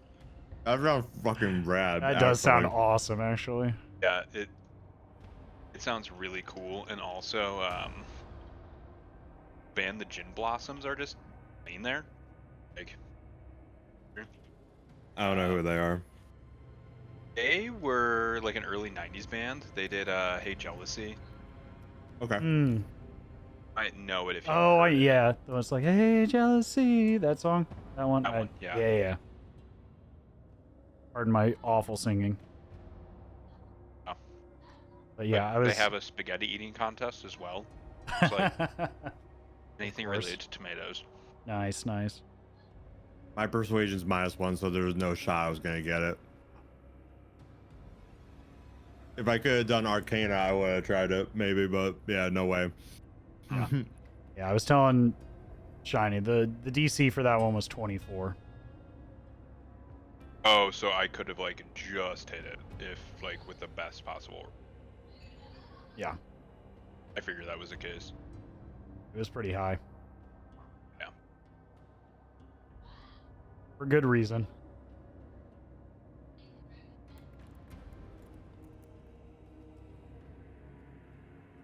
For a cool flaming blade that probably does really cool stuff. Oh yeah. We're gonna get it in a second here, so it really doesn't matter. But We'll wait and see. oh, this thing's probably gonna absolutely wallop us.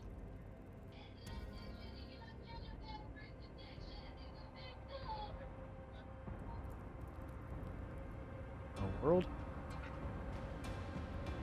Oh, I'm fighting.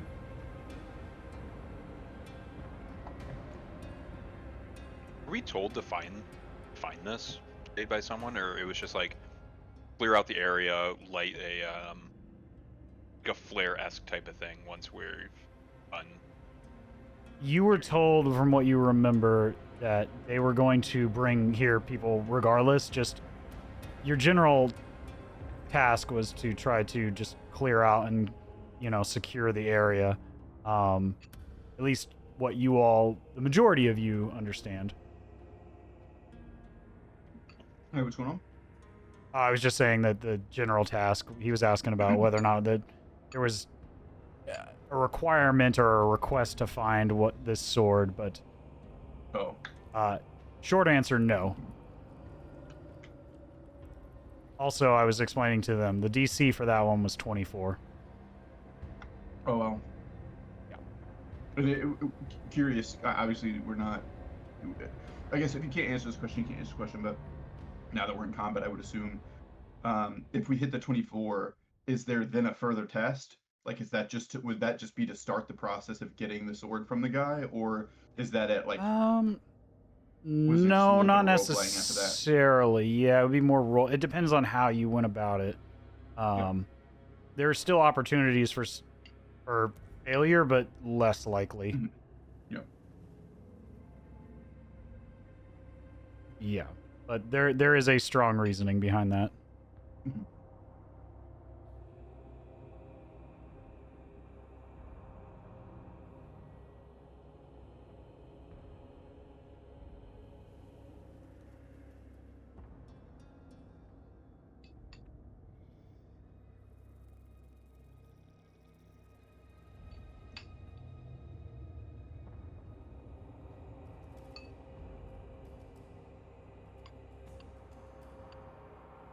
I don't think I've ever rolled good on initiative.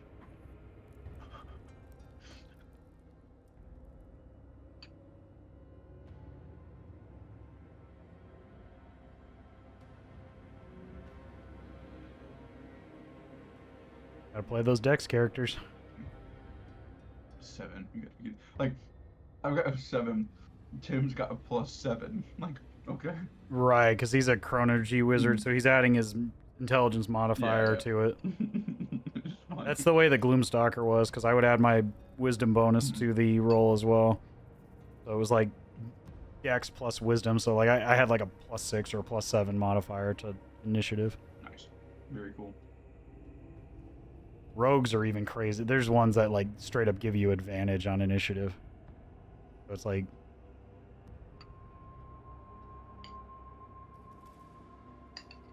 Plus by the end of it, like after, you know, if you're assuming like a +5 to your main stat, which for a rogue or a ranger is dexterity, so you're already pretty high on initiative, and then you add all these other bonuses and stuff that adds to it. I mean, by the end of it, you're like a +10 to initiative, if not higher.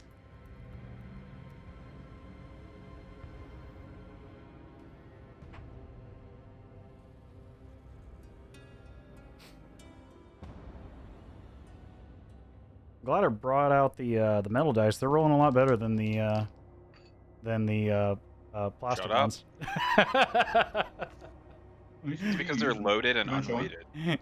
Correctly. Oh my! Well, this is the first one I ever got. This was a gift from someone. That. Come on, that one. Mhm. Oh, that looks Have sick. you've shown us that one before, I think. Yeah, and then my other one that's slightly bigger than. Come on, come on, focus. Nice. Nice. Sick.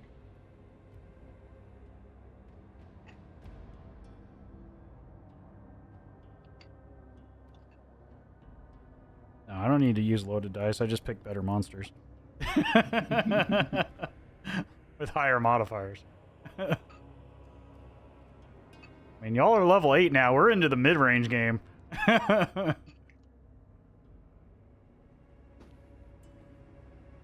Yeah, at this point, like, I was being obviously, like, we got into some reckless situations at the start, but like at this point, like, if my character dies, then like, oh well, you know, like I did a lot of what I wanted to do. I still have a lot to do, and I feel like it would be a loss if I didn't make it. But like making it to level 8, like I feel like we've made it very far. Let's see. I mean, you guys are like, I would say like, depending on plus or minus, you know, individual stuff, and I would say, like, as far as the basis of this campaign, probably over 50% of the way through. 60, Really? Yeah, 60% of the way through, but the latter half is more dense, I would say. So It's probably about meaty. halfway. Yeah. There's some meat a coming. Let me tell you. I've been telling Shiny, I'm like, this is like where I am fucking excited. Yeah. Like, I want this right now. Like, we are on the cusp of some fun shit. It's funny that we're doing all this cool stuff, and at some point we're going back to the fucking fight pits. I know. I can't Like, wait. fight pits are just in there, and we're still bamboozled and tricked by someone. That dude, yeah. I still don't know what's going on with that, but we are confused. Like, character motivations aside, I really want to know what the hell that shit was about. No, it's schmancy, whatever the hell's going on.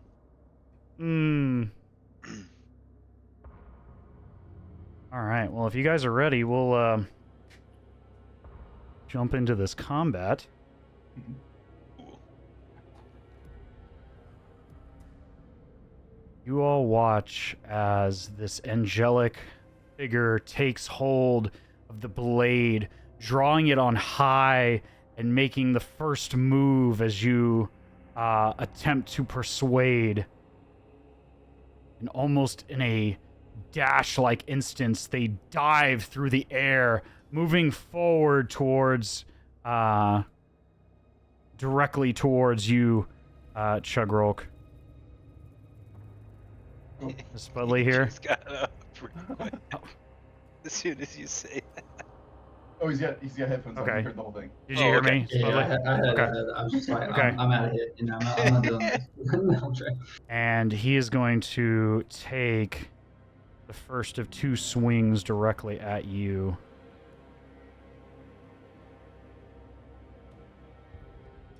The first being a 19, which I don't think hits.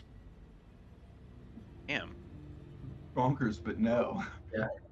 Bonkers, Second. but no, yeah. The second swing, a natural 1, as he comes down on high, but you feel the heat of the blade as it swings down just in front of your nose, almost singeing the hair without even making contact, feeling the impact weight as it just brushes through the air in front of you.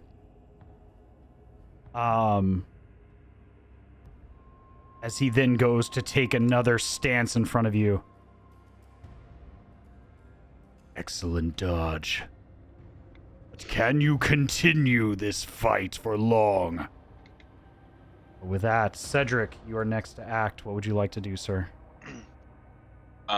This thing in the middle, it's almost just like a pedestal of sorts. Yeah, it raises up about 5 or 6 feet to the point where the blade is. The blade is no longer there. It's in his hands. Got it. Okay. I'm going to. Can I go on the other side of him then? Yeah, you can certainly do that. Okay. Yeah, I'm gonna do that, and then I'm going to attempt to cast inflict wounds on this thing. All right, let's see it. And I'm assuming this is with advantage since flanking. Yes, you would have advantage because you are flanking. I'm gonna hit it twice then.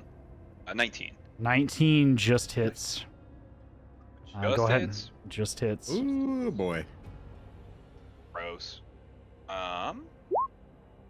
22. You reach out and press your hand directly into the back of this creature, the shining armor beginning to fade and crack as the necrotic energy is pumped into its spine. Unworthy heathen of a non-believer. Oh. A loser. Anything else you'd like to do? You know what's coming next, baby. Spiritual weapon right on its head. Okay. I have it right. Yeah, you should be able to drop it. There you go. It's basically right there. All right. Fortunately, that is a natural 1. That does I'm gonna not assume that doesn't go swing. through. Bit more training with your divinity might help. Oh shit. Okay. I'm gonna say, hey, nice dodge.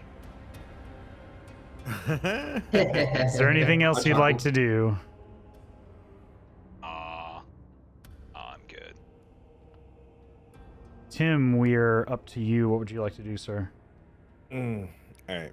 I am going to. Let me just double check something. Sure. I actually have not used this spell yet, so let's see. I'm gonna move. What? Actually, hold on. The way that I just want to make sure the way the room is. Let me zoom this map in. Actually, yeah, I'll just stand right here. I'll just move up just one square up then, because I think I'll go in his range. I'll just go here and I'm gonna cast Witch Bolt. Okay.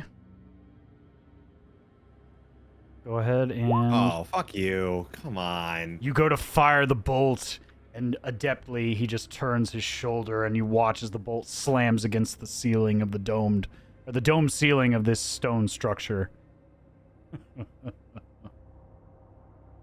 And he just shakes his head. I'm still getting used to this eye, Dick. Is there anything else you'd like to do? No. Giorgio, we are up to you. What would you like to do, sir? Just in character, just at the, No! at the sky. No. Oh my god, that's funny. I will boisterously shout, "Worthy! I'll show you worthy," and then I will, using my bonus action, do a side power leap.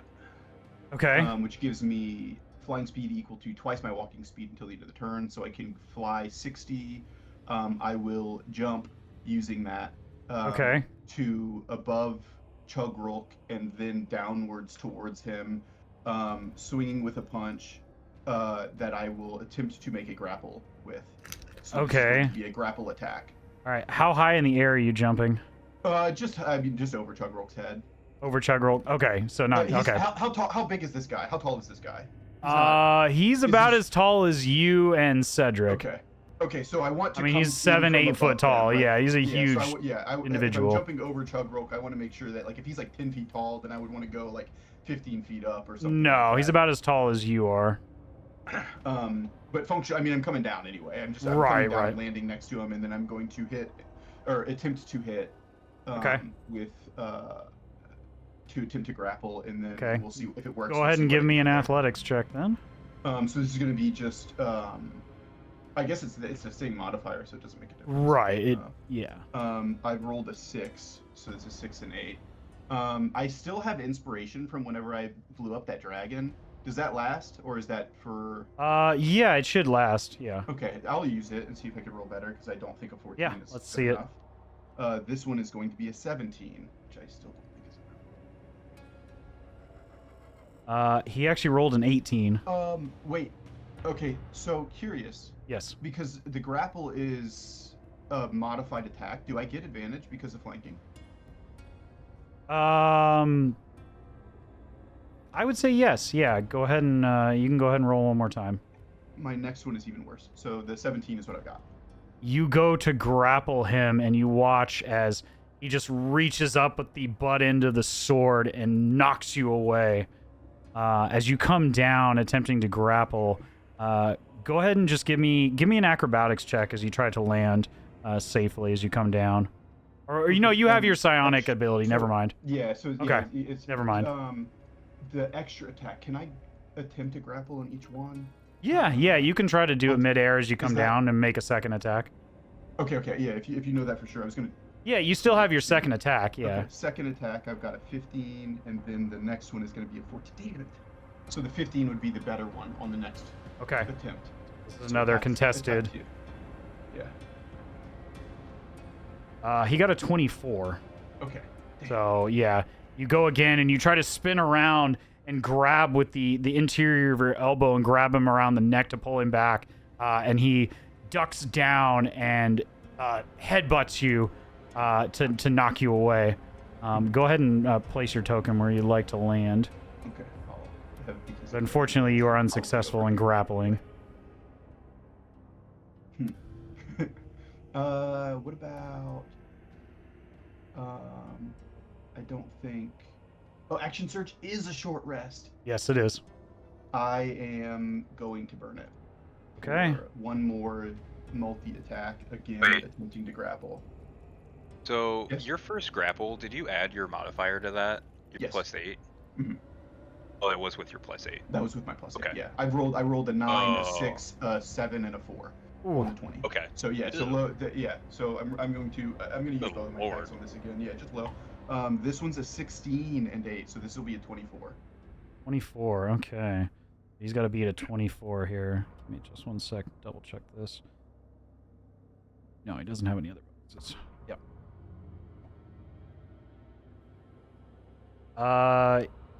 Let's see. He rolls a 22, so you are successful this time. Got him. All right. This does nothing. And so then. So he is. You do have him grappled. I now have him grappled, so he cannot move. Yeah, until his he speed is breaks it. 0. Yeah. And then I think other than that, there's nothing extra. As I'll you just go and do- you grab him under the arms, or grab him with at least one arm under the deal, trying to hold him back, keeping his wings at bay from raising himself up. Mhm. And then, can I try to knock the sword out of his hand? I've got him grappled. I still have my second attack from You my... can certainly try. This would probably be more of a sleight of hand than it would be a... Or, no, this would still be an attack, but Yeah, I would say the yeah. DC is probably higher because you're targeting a smaller area. I would probably give him 3/4 cover in this particular instance. Okay. So he has a much higher IC. But you can go ahead and certainly try to make an unarmed strike. Okay, and I still could do this with advantage because of flanking you? In this case, where you're standing, no, because you're not directly across. Oh, okay, okay, So this would be a straight roll. okay. There's a 10 and 8, so it's going to be an 18. Unfortunately, you go to swing, and he adeptly moves out of the way. As you are not trying to hit center mass in this particular instance. Mhm. Okay. You do have him grappled. That is, yeah, so I still have him grappled. And that'll be that. Yeah. Okay. Chugrulk, we are here to you. You're staring down this angelic figure who stands a good head taller than you, about the same height as your comrades Georgio and Cedric, as he attempts to come down and swing at you once more. But you do have the opportunity to make a few strikes. So he's standing on the ground, am I not mistaken? Yeah, he's directly in front of you, about the same level ground. He's not like floating or anything though. No. Georgia has him grappled down Yeah, to the so ground. yeah. Yeah, no worries. All right. With that being said, if Georgia hasn't grappled, And you do have advantage on the strikes because you are flanking with Cedric. yep. I'm just making sure I'm aware of how this weapon works. Yeah, so I'm gonna actually just, I think I'm just gonna my simple, like with advantage, I'm gonna do my long sword attack. Okay. Times 2. Okay. Okay. That's the first. You are with advantage, so you can swing one more time. On your Yep. first strike, you're going to be rolling 4 times. Yeah. 22 hits. Hits. Yep. All right, so I'm gonna take a slashing damage on him. I'm gonna slash All out. right. Are you swinging with both hands or one hand? Oh, it's the I'm same still either way. holding my shield. Yeah. Okay. Yeah, I'm still holding my So- shield. So. You strike down with your sword, and as you swing, you definitely make contact, but you feel like this radiant light is not quite allowing you to make full purchase, even though you do strike into his chest. but not quite doing as much damage as you initially would hope. I'm just trying to see what my thunder thrust is about, if it's got a charge or not in it. No, you did use it earlier, and it recharges at dawn. It's a long rest, not a Yes. short rest. I was Yes. just making sure I wasn't missing something. All right, so I think then, with that being said, I am going to just throw another long sword at it. Okay. With my action surge. Yeah. Okay, go ahead and roll one more time to see if you crit, but a 24 does hit. All right, yeah, you go ahead and you can go ahead and roll damage. You strike one more time into the chest. 11. Okay.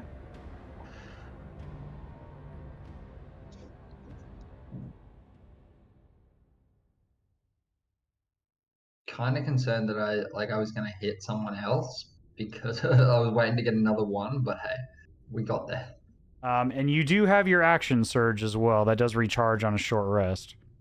Yeah, that was what I just used to get that second shot. No, you have That's not- another one that you can You have two reuse. Oh, You because get because two of what You have said, 2 because, attacks normally on your action, and then if you action But- surge, you would get 2 more attacks for a total of 4. Right, yeah, and then because I've got advantage, that's why I got the 2 times. So essentially, times. you Yeah, could be rolling up to 8 times right like now. 8 times. Yeah, that makes sense. Yeah, all right. Well, if you- I have used my action surge, so I'm gonna Okay. go again. Go ahead and roll one more time with advantage. Yep. 21 hits. Go ahead and roll damage. Yes.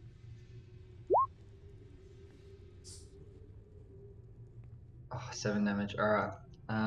Yeah, I'm gonna go again with the same sword. I'm just swinging at this thing. I'm just absolutely flailing that Okay, shit. go out ahead of and it roll now. one more time. All right. Yes, the 24 does hit. All right. So much fucking damage. to Again, this yeah, guy. like this He's whole half time damage each while time. swinging, I've got like borderline tears in my eyes, being like, I told you, I just wanted to use the sword for good. But you know, I I've still got to see swing at this your guy. commitment, child. But you have yet to fully prove yourself worthy. Is there anything else you would like to do? No, again, I've just lost myself in the swings. You know, I'm just absolutely just slashing and hacking at this thing at this stage. All right, back to the top of the round. Now, let's see your commitment to the flame. As he swings down, turns the blade in midair, catches the hilt, and drives it down towards you.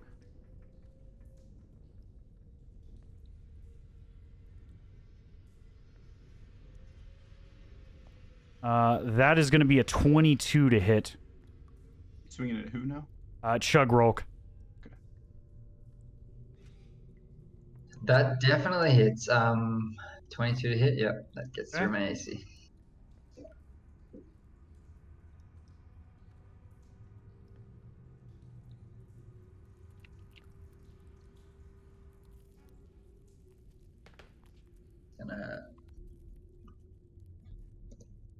You take 5 slashing damage and 12 radiant damage. Oh shit. As the impact from the blade hits you square in the chest, and there's almost this delayed shockwave of radiant energy that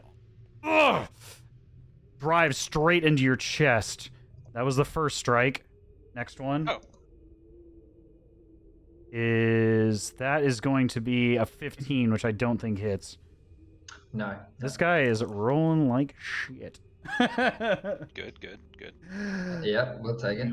We love to hear He that. has a Works for us. pretty ridiculous modifier and is just rolling like ass. Oh my god, you guys are getting lucky. But let's 'Cause see. I've got the iron grips on him. You do. With his bonus action, you watch his free hand he raises up, and you see this soothing white light form around his fingertips.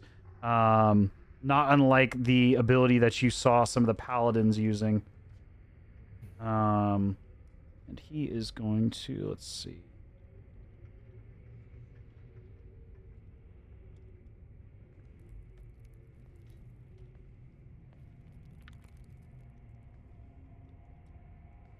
He is going to... You watch some of the wounds you've inflicted begin to seal up and heal with this radiant energy. I'm sorry, I can't talk today.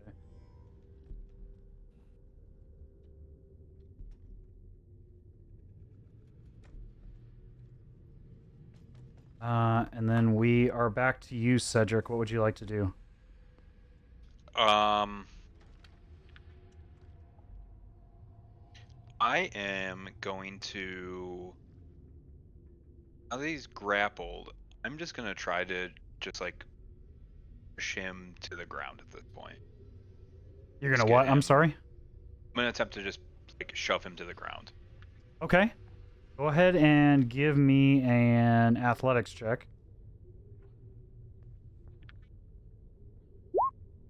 19, okay.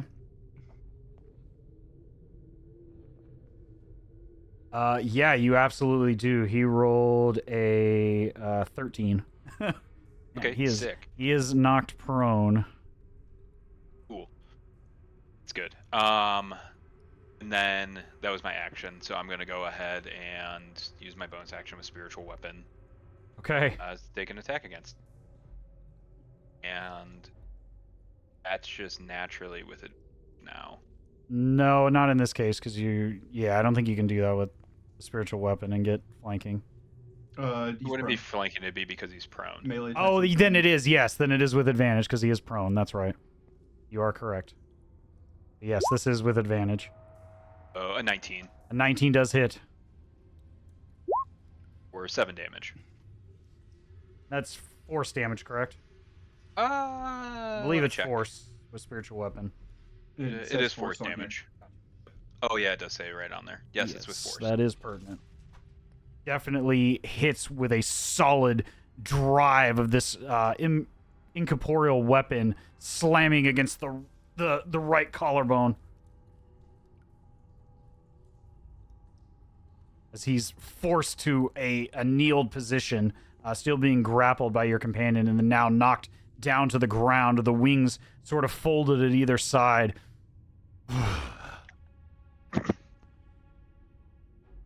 Is there anything else you'd like to do? Oh, that's all I got. Okay. Tim, we are back to you. What would you like to do? Just to ask, so because he's prone on the ground, I can walk by him and he won't get an opportunity attack, or As long as you don't leave his melee range, but he would get can it. still take attacks of it. Yes. oh, he would. Yeah. Okay, He still okay, gets okay. reactions. As long as he has Okay, reactions. Then He never is- mind. He is prone, which means ranged attacks are at disadvantage now. Yes. Oh shit. So That's that right. is something to consider if you have a range. Unless you get within 5 feet of him. So you just have to step up, but you would be within range.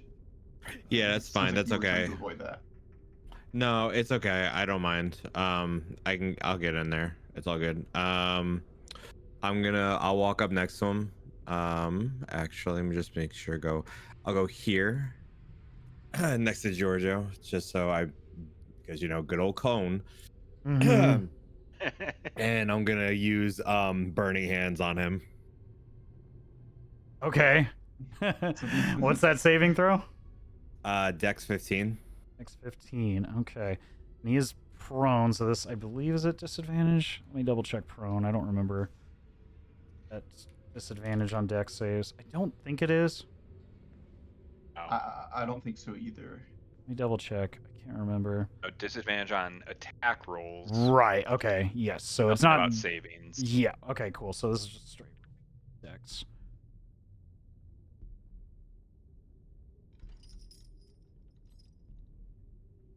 He rolled a 19, Damn. Okay. but he That's still cool. does take half damage from your attack. Have fire damage on the fire guy. Fire guy.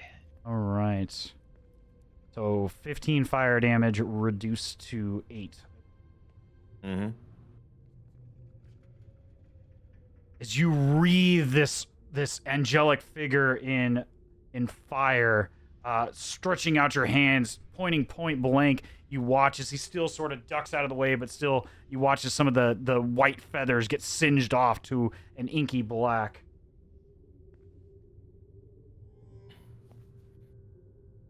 there anything else you'd like to do?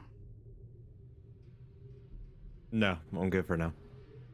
Giorgio, we're back to you. You have this individual still grappled around one arm as he struggles to try to break free.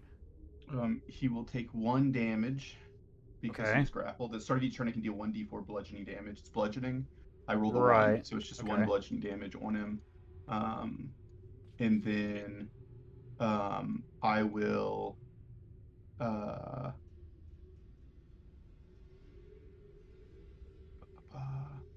attack. Okay. Just unarmed strike. Yep, And and this you is do just have gonna be a advantage. punch, and this will be with advantage. So I'll Right. roll 2. I've got a 16 and 8, so 24. Okay, yeah, 24 absolutely hits. Okay, the first one. So it's going to be 1d8 plus 5 damage. So that'll be 3 and 5. So it'll be 8 damage. Okay. On the first one. And then I will. He's prone. I've got him grappled. And as you strike down with your fist, you feel full contact, but it's almost like the radiant energy surrounding this individual is kind of shearing off part of the blow as you definitely make contact, but maybe not as much purchase as you would like. Mm-hmm.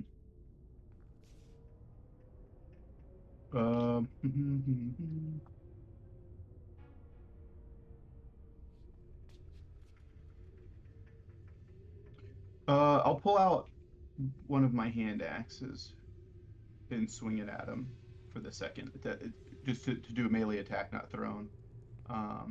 Okay. Just to see if that feels any different. Again, they are magical. 23 to hit. 23 absolutely hits. Okay, so 1d6 plus 6. So it'll be 6 and 6, so 12 damage with that. This time you drive down and you feel it beginning to push away with that radiant force, but this time the edge of the blade, forged in that meteoric iron, pushes through that thin radiant barrier, and you begin to see first signs of a reddish liquid begin to stream out from a shoulder blade. Mm-hmm. That was 12 piercing? 12 piercing. Actually, is it piercing? It's slashing. Sorry, 12 slashing. Yeah. 12 sorry. slashing. Slashing. Thank you. I don't know if those are 2 different things. If they matter. But, they are, but in this case, it does not matter. Yeah. So I've done that. Let's see. I think.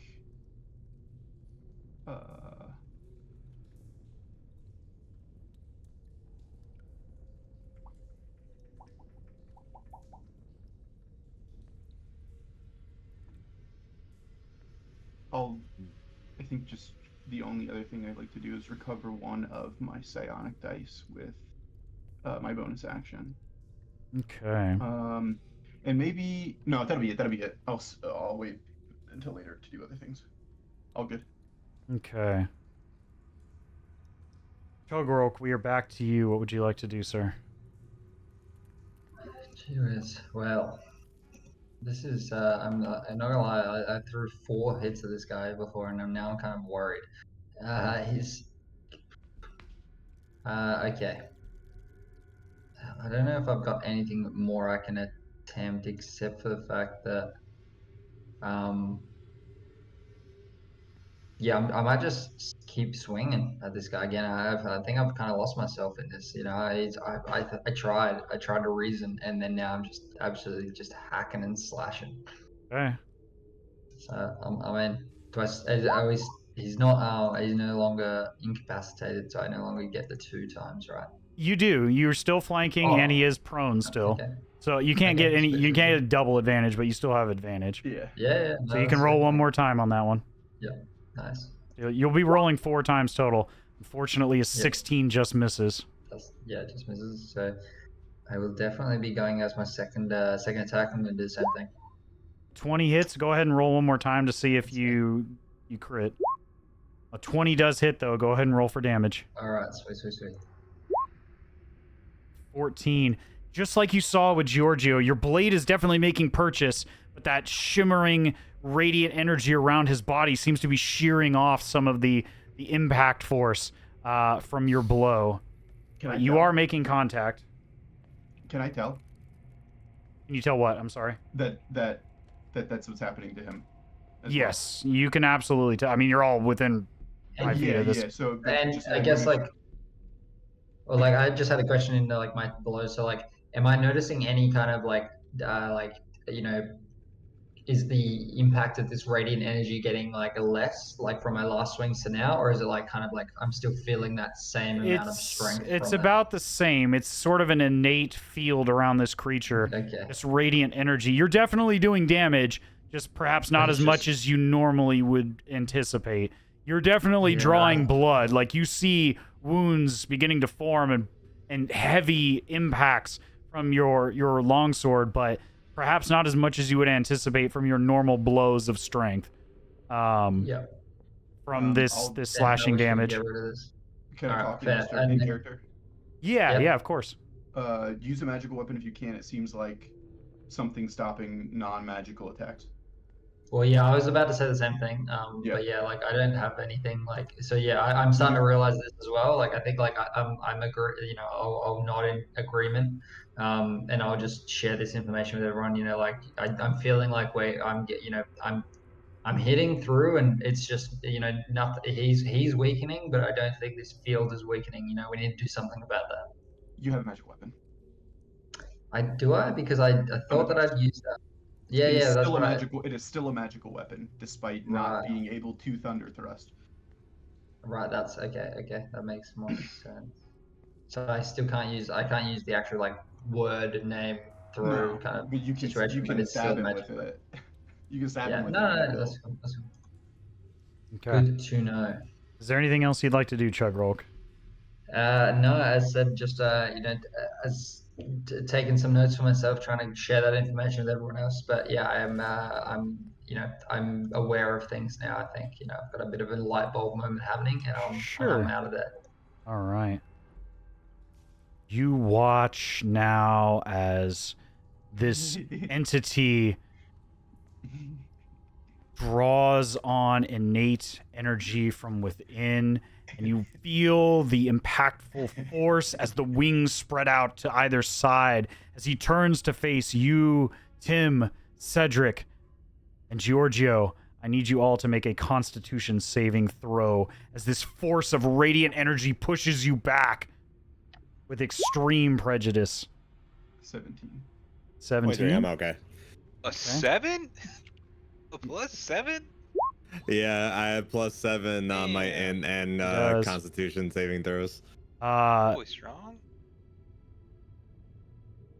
Well, I lack in strength. Giorgio I pick and up in everything else. Giorgio and Tim, you are able to sustain yourselves ducking back. Giorgio, you are forced to relinquish your grasp upon this individual. Cedric, you are kicked back from the force 15 feet away from this individual, back across as you slide directly away from him. So about that far. Not diagonal. Yeah, directly away. Well, yeah, he would be facing that way, so it'd be, diagonal. I'm sorry. You are correct. Because he is facing between the three of you. But yeah, the wings do break the grapple. Okay. And then... I don't move, though. No, unfortunately. Unfortunately. Right? For someone. Cedric, you take 13 radiant damage. Oh, And then Tim and Giorgio, you take half that. And you are not knocked back. How much did you say it was? 13 at full, so half of that would be 7. 7. Radiant. Yeah, 7 radiant. Thank God for 10 hit points, baby. Yeah, I was gonna say, you got those I'm like, huh? What's going on? What happened? No. As he flexes his muscles and stands full height once more in front of you, Tim and Giorgio. Let me remove that marker off of him. Let's see what you are made of. Let's see your conviction. And he is going to take some more swings. Was curious, was the I'm sorry, was go ahead. The radiant thing that he did, that pushback, Yes. was that just the wings doing that, or was that a spell? That would be a innate spell casting, but yes, a spell. Okay, because I have Mage Slayer. I can take an opportunity attack. You can. Hit someone Let's within see 5 it. feet. Ooh. Yes, I'll do you that are. just real yeah, quick. yeah. Yeah, go for it. Did he stand up before he did that, or after? It would have been after, so yeah, you could still do it. Yeah, the wings would have come out as he was still prone. Okay, so yeah, so I just whether or not I have advantage. On Yes, you would have advantage. Yes. Okay. So I rolled a 20. So that's a nat 20. Let's go. I mean, Well, you can't roll any higher than that. And So so- let's see the damage. The damage, and this will be with the hand axe. It's going to Right. be 1d6 and 6. That's going to be a 5. So 10 And plus the 6. So a 16. 16 damage. Nice. A Nice solid read. strike. As you back up and cover yourself, you then immediately follow up, slicing deeply into the chest of this creature, almost burying your blade directly between the pectorals. Doing a solid strike.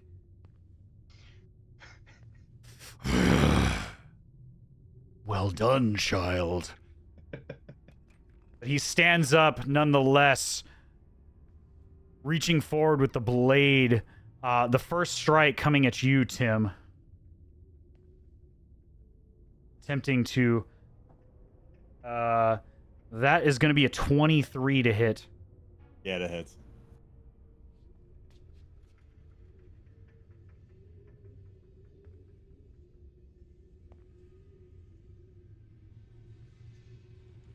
That's going to be 5 slashing damage and 19 radiant damage as the blade makes solid strike into your breastplate.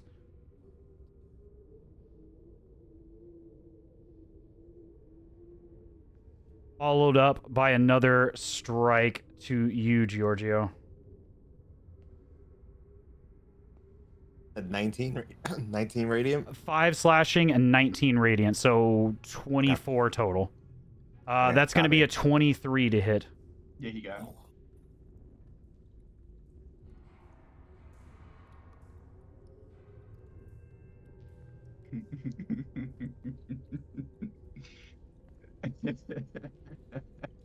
That's I have- 3 slashing damage and 14 radiant damage to you. Oh, okay, that's not too bad. I have both Psionic Power, Protective Field, and Stone's Endurance that let me reduce damage that I've taken, but it's my reaction, which I just used to whack at Right, you. so you would So, not like, be able to use I it. just have to eat this. Just take Yeah, it. so go ahead and take that damage, but Good thing it wasn't Um, a lot. let's see. Yeah, right. Is he going to...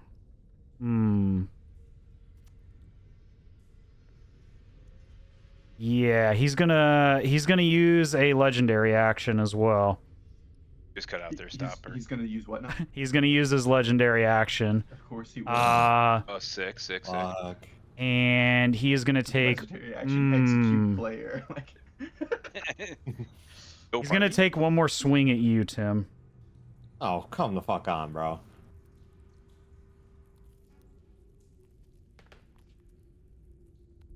Luckily, dude, he rolled like shit. He rolled a natural 1. Good, You were a good, lucky keep that. bastard. Loser. Oh, Getting greedy, sir. all right. But with that, Cedric, we are back to you. You have been knocked. You are knocked prone as well, by the way. I'm sorry. Well, I was knocked prone. Yes, Okay. you are knocked prone. yeah. That's fine. It's half to essentially get what he up, did right? was like a thunder wave, but it was radiant damage. Got it. And it's half to get up from prone, right? Yes. So you'll burn 15 Okay. to get up, which I think still brings you right back to him. Yeah, it brings me right back up to him. I'm going to get up. Understand the importance of him not being able to do a lot of stuff. I'm gonna charge at him full force behind my shield and just attempt to knock him prone again. Okay. Okay. Let's see another. Let's see Just another like a full athletics. charge.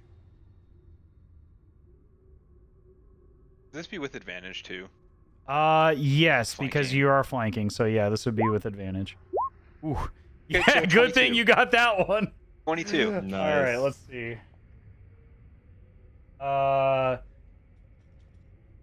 He actually rolled a 24. Oh, he's a cheater. That's fine. He's got a pretty high strength modifier. So. Evidently. Who would have guessed? It's not more You than go to push him 12. down with the shield, and he bats you away with the edge of the sword. Rude. Oh, my spiritual weapon is Okay. gonna go ahead and attempt to poke him. All right, let's see it. Not be with it. Yeah, I don't. Unfortunately, It's not prone, and that doesn't count as. you are technically flanking with Tim still, so this would be with advantage. Oh, okay. Yeah, I think that it counts with flanking. It doesn't matter. And yeah, You don't have to worry unfortunately, about neither it. of those hits swing. As you go to swing away, and on the follow through after batting away your shield, catches the spiritual weapon with the flat of the blade. I am not worthy of this weapon, apparently. But with that, Tim, we are on to you. What'd you like to do, Okay. sir? So I will use because I'm up in range. I know I'll be at disadvantage, but this is okay. Once per day, as a feat, I can cast magic missile at the lowest level. So I'm gonna do that. It's not a disadvantage; it just hits. Unless are you using the one that just hits? No, I'm saying that. No, I'm saying that's why I'm doing this because I know I have disadvantage. Ah, but magic gotcha. missile, I don't have to worry about it. Right. Yeah, magic missile just hits. Yeah. So I'm gonna do that at level 1. Unless they cast shield, but he doesn't have shield, so you're lucky. Let me just make sure I get the spell up. If he had shield, I'd use it. I would 100% use it. But no, he is not a spellcaster like that. Okay, magic missile. Then, I think you have 3. You're casting at level 1 or what? yeah, it's at the lowest level. Okay, so yeah, you have 3 bolts. Oh, So 4 damage, 7 damage, and then and because so I'm 12 casting it- total. 12. And then because I'm casting it through my wand, I have Oh yeah, the additional damage. yeah, the so additional D8. So max that shit out to 8, maybe. Nice. So 20 total damage on that strike. There we You go. watch as Tim raises up the wand, pointing it point blank almost, and just like a pummel of as these blasts of arcane energy sail out, striking this individual 4 times in the chest. This creature is not looking great. They are very bloodied.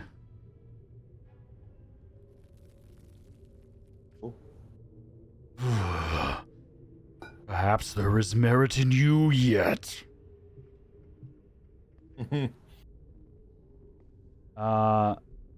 Is there anything else you'd like to do? No, sir. Giorgio, we are back to you. Okay.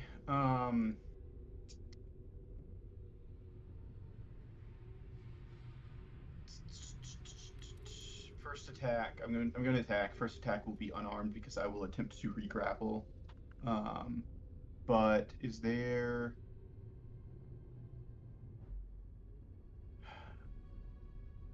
Can I move through where Cedric is and stand next to spiritual weapon instead of got flanking across?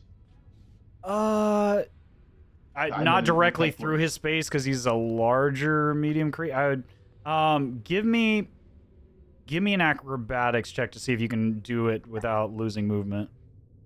Acrobatics, I've rolled a 14 and a 5, so a 19. 19. Yeah, you're able to kind of adeptly do this ballet of sort of maneuver and whip around adeptly without having to burn extra movement. But yes, you are able to get over there. And then I'm gonna punch him really hard, except for grapple. Okay. So I've got a 16 and 8, so 24 24 hits. on a grapple attempt. Oh, on a grapple. I'm Yeah, sorry. on a grapple attempt. Yeah, on a Okay. grapple attempt. Oh, yeah. Yeah, he gets a 10. It's Okay. probably the shittiest roll he's had I so thought you far. said he was strong. What happened? He is strong. He's just rolling like crap. Okay.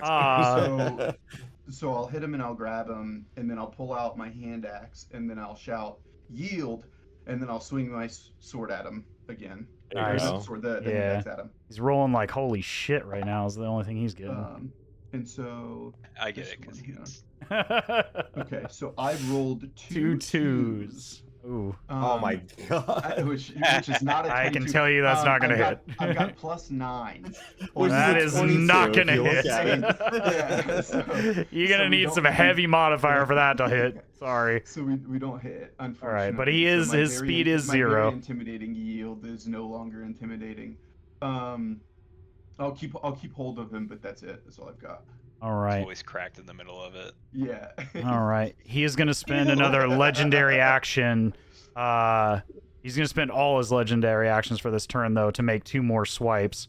One first at you. Are you on the other side of him? Okay, yeah. Yes, I should be. All right, here next to the spiritual. You can move this. We'll just move this out of the way so we can see you. But you are on that same space. We'll just assume the thing's flying overhead. We'll just have to remember that. Balsamic. Sure. But yeah, he's gonna make 2 swings. The first at. Yeah, after that barrage of missiles, he's going after you, Tim. Of course he is. That's a 21 to hit.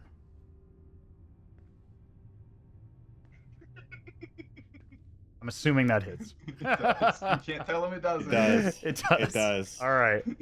Can't tell him it doesn't. You do have shield. I can cast as a reaction. Yeah, shield is a reaction. Then I'm going to be the good DM right now and remind you that you have shield. Yes. No, I mean I don't have any spell slots left right now. Oh, you don't I have to pop- you could upcast it if you do have higher spell. You don't, but you don't get any advantage for doing it, but you could still use it. Normally it's a So you first could level cast it as, like, spell. level 3. Right. You could burn a 3rd level slot to do that. Okay. So what's I'll do your that. normal AC? 19? 19. 19 plus 5. So yes, it would cover that. Okay. All right, so I'll do that then. Okay. You come down as he swings the sword and you raise up the arcane shield and it clashes but doesn't break free or break through. But he is going to take another swipe at you, having seen that. But course. your AC is still 24 until the end of the turn. Sure. Dick. Oh, you lucky bastard. You rolled a 21. It's okay because if you connected that time, I would have blown my second chronal reverse. I would have made you Ooh. reroll it. Fair That's why I was like, do I? I was like, I don't know. I was like, do I Yeah, want no, it? he rolled a 21, but I'm going to be I'm the good trying to DM hold and off. remind you have that, so just keep that in mind. I marked that my Yeah, first no, spell shield slot. is 100% a reaction spell. So as long as you have a reaction, you can cast it. But if they break through it, then they break Yeah. through it. They just have to get above your higher AC. But yeah, that is their legendary action. So now we are down to Chugrulk. We're back to you, sir. Alrighty. So with that being said, he's still not facing me, correct? You do have advantage because you are flanking with Cedric. Yep. Okay. He's With facing the down knowledge, right now. Well, he's facing When- Tim at the moment, but you are flanking. we're fine. Okay. Well, with my knowledge from what I've learned from feeling that energy not really dissipating, I'm going to unleash the thunder. As Okay. Oh. Screech. Bring the thunder. as Let's I- see it. Let's see That's it. I unsheath my thunder thrust and scream to the room, unleash the thunder. Okay. Nice. A 24 definitely hits. So, Go ahead and roll damage with Thunder Thrust. All right, so 10 piercing. This time you come down and the arcane energy that would otherwise scrape off of this individual's flesh has no effect as the tip of the spear drives directly into the shoulder and down deep. Ugh! all right. He is all right, not looking great. I explained to the rest. The theory is true. Keep it up, and we're gonna unleash the thunder again. All right, let's see it. Unfortunately, a 12 does not hit. He gets advantage, right? Oh, you do get advantage. Yeah, so- you do. yeah, I'll go again. Yeah, go again. A 24, yeah, absolutely does hit it. We're unleashing it. Let's see it. The second strike, as it comes down, you look into the eyes of this radiant creature. How would you like to do this? Ah, there we go. All I'm gonna say is I told you I was true. I told you I was virtuous. All I needed was this weapon to make this happen. However, I didn't want it to end like this. I wipe a tear and I thrust my final blade through. As you grab the back of his head and drive your spear through his chest, looking deep into the radiant eyes of this divine being, he looks up with approval. Well done, child. Hey, I give him a Profound little wink. victory. Oh, wink. Give him a cheeky Get us down. wink. And I say, I'll keep it up. I'll keep it going for it. I'll just absolutely, I remember you. And then I'll drop his head and leave him. Although you are unworthy now, perhaps that may change as your purpose and your resolve grows. And you watch as his form fades, but just before the sparkling energy fades and dissolves into the burning light of the room, he raises the blade on high and presents it to you. Heed blade. the words of the flame, child. Heed the truth and banish evil from this world. And just as his form fades into light, the blade drops into your hands. Beautiful. Beautiful. And I I'll go kiss the ahead. blade. Round. I look over and I Kiss the hand it to flaming Cedric. blade. I kiss the flaming blade. I hand it over to Cedric and I say, I think this needs to be considered, and I've got to give it to the holy man, and so I'll hand it to him and let his judgment guide me. I added an item to your inventory, Spudley. Yeah, I'm- beautiful. I'm just turning it back to you, and I'm saying Ah. I'm not the one that's worthy. Hey, I Hey, respect man, that. He said you. Yeah. That's it. I respect it. That's on I you, feel dog. you, and I respect that commitment, and I'll take it. So you can choose to reveal what you received, or you can hold it to yourself. The sword does require attunement. Yep. But we are out of initiative, and as the blade falls into your hands, and you hold it, inspecting its fine craftsmanship, finer than any Caspian blade, finer than any Illyrian blade forged in your lifetime. You gaze upon this silvered sword, feeling the warmth and the heat. And as you hold it and observe it closer, a strong voice comes into your mind. I am Ignatius, the sword of burning truth. Are you worthy to wield the sword of the flame? I believe I'm worthy, Ignatius. Take me upon you. Give me just a moment. I got a little something for you. Inseniate swords, let's go. That's it. Let's go. Mechanically, the sword does require attunement, but in your mind you hear, "Thou art rough in spirit and brittle in soul, knave. Though perhaps if you prove to me your might, I shall take your coal heart and iron limbs and temper them into a righteous instrument, a blazing steel. Nice. Likes you. Whoa. Hey, I kissed it. I mean, how could it not? And you watch as the shimmering sword is wrapped in a brilliant light as a scabbard forms over the top of it, shielding it, and you watch as the light of this chamber slowly begins to dim and disappear. The column of flame in the center vanishes to a dim, still darkness, much like the rest of these still lifeless catacombs. Oh, yeah. As you all take a breath, a moment to catch yourselves and steady your minds,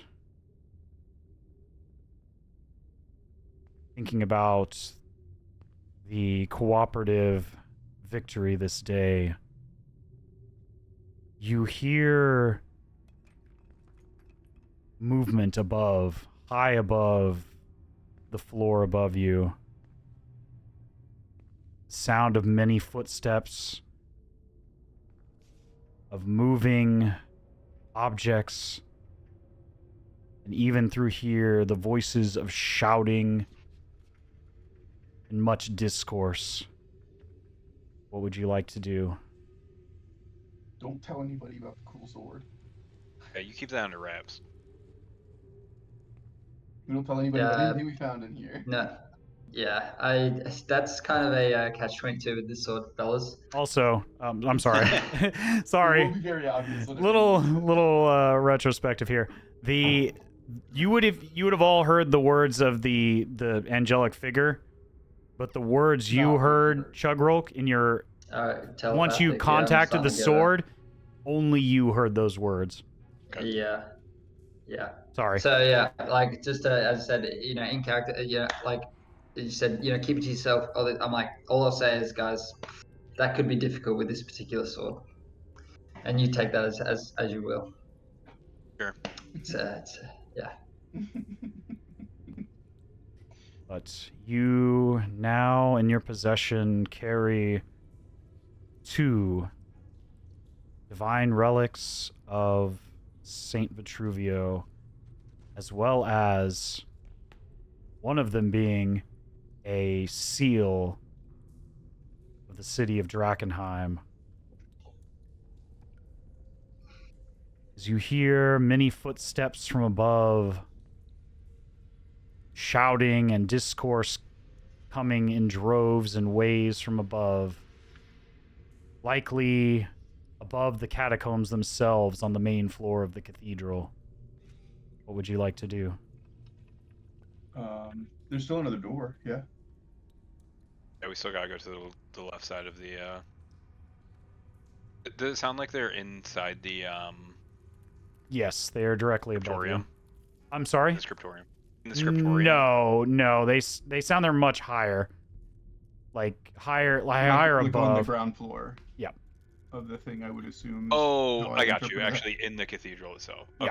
Okay. So first thing, on the way out, I would check to see, is there a way to reset the statue?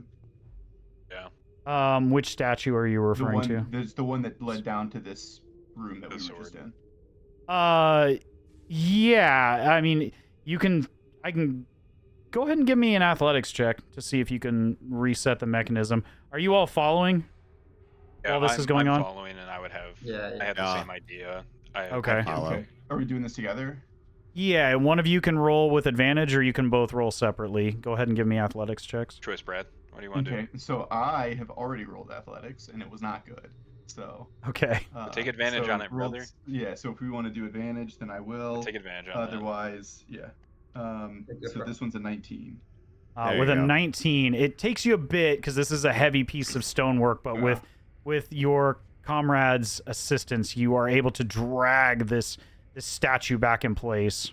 Any individual of smaller stature most likely wouldn't even be able to attempt something like this, but 2 large Goliaths doing this simultaneously is just enough to get this statue back in place. We'll get rid of you. So we've got this one in place. We'll move Chugrulk back up with you guys. Yeah. Unless you want to trap him in there. With the sword. You're not the keeper. This is your Sorry, I was gonna say, yeah, I'm reading this thing. This thing's got some got some fire did we close this one over here? Pardon me? No, if you've already opened the apertures, they would remain open unless manually shut. But what about the one that led to the secret room? Yeah, that went into where we found all the. That was another statue. That is still open currently, yes. Lineage Can we also attempt to close this one? Sure. Go ahead and give me one more athletics check. Before we go too far ahead, how do you attune to something? Like, is that like a long rest situation, or like what's that all? Yes. So you need to spend a significant amount of time concentrating on an item. In this case, it would you would need to spend about 2 to 3 hours concentrating on this item. Usually, people do it during a long rest. Yeah, that's what I thought. Yeah, so it's like kind of like I'm just holding it for now, but I'm just until I can attune to it. Yeah, I can't really capitalize on it. Yeah, good to know. You don't get to use it. Yeah. Yeah, no, that's good. Just making sure. Cedric, can you help me with this other statue as well? Betcha. Dirty 20 on this one. Yeah, same thing. It takes you a bit of time, but with both of you pulling this this mechanism back into place, you're able to shut the vault once more. Okay. And then very quickly before we stash these shields back where we found them, I think if we open this other door, then we can say, if anybody ends up coming down, at least, we can say that everything was open when we got here. Right? Yeah.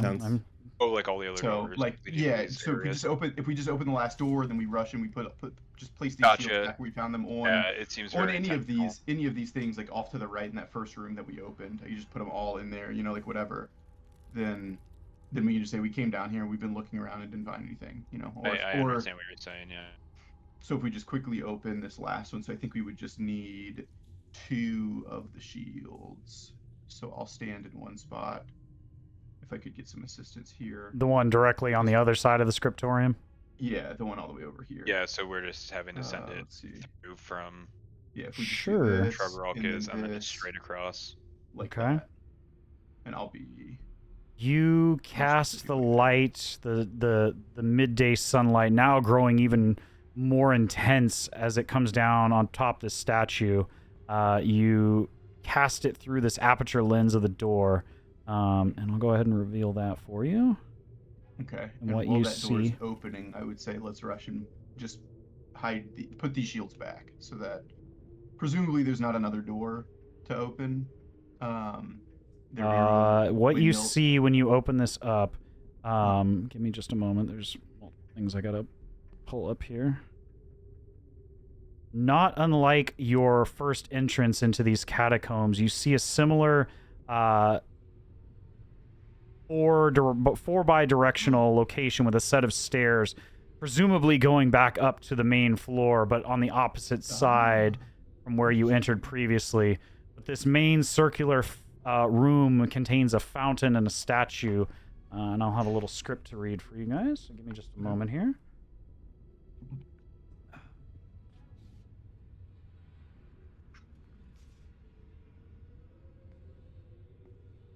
This circular room has a domed roof painted with frescoes of knights carrying holy flames upon their hands and marching in a spiraling formation towards a central glowing light.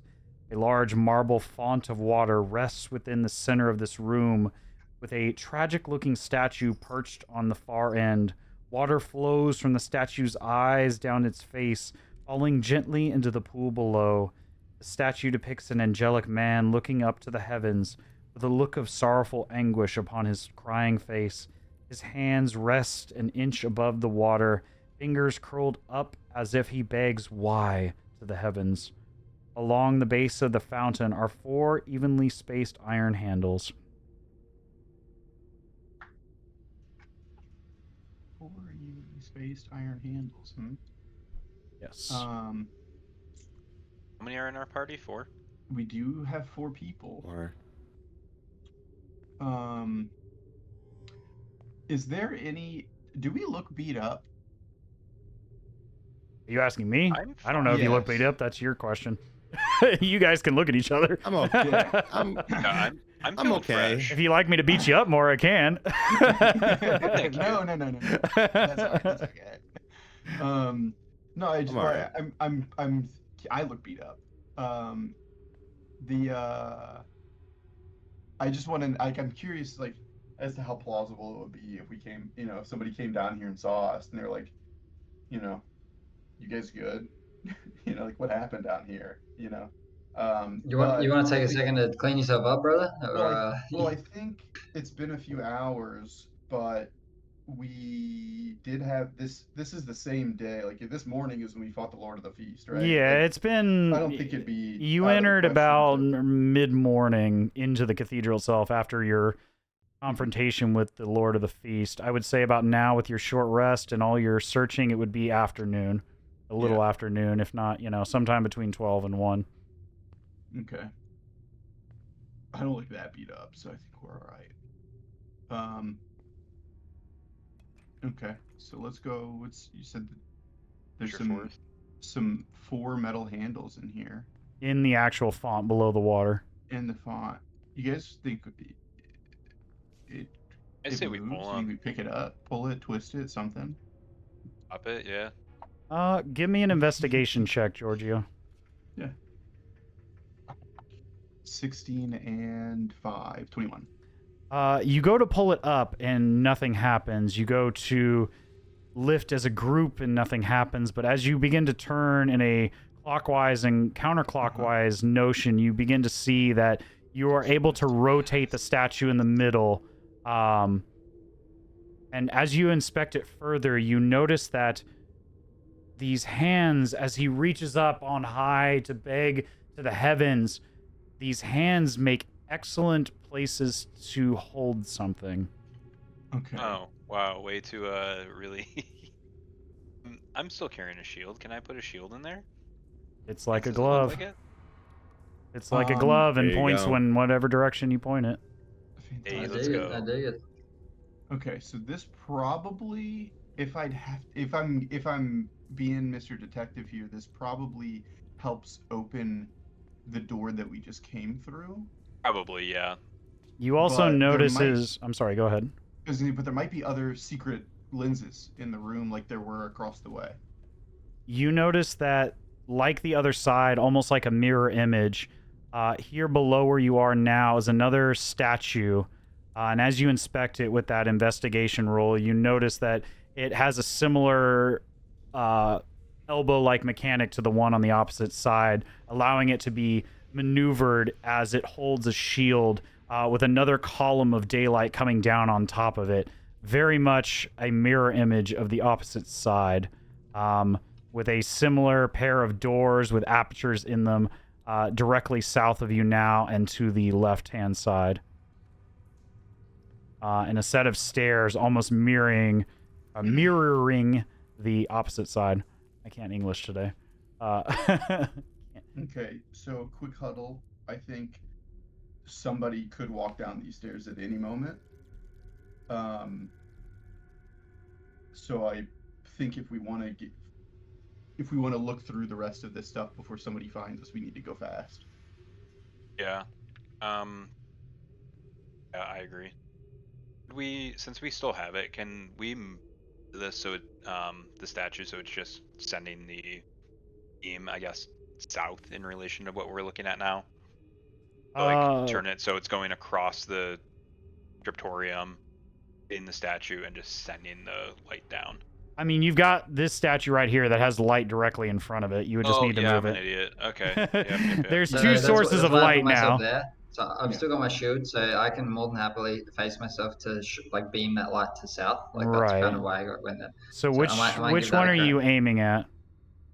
So from oh gosh, my right click isn't working. But like from that beam of light guy on the left, I'm gonna hold my shield at a 45-degree angle, so it's shining down. This Okay. way. Yeah, Directly south? Okay. Yep.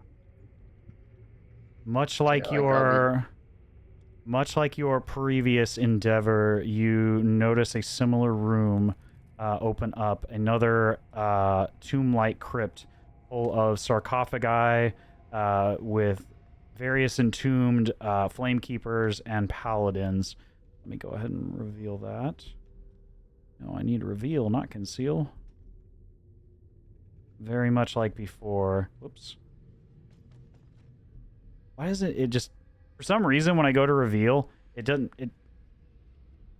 doesn't turn off, which is super weird. And now yeah, it's being real fucky right now.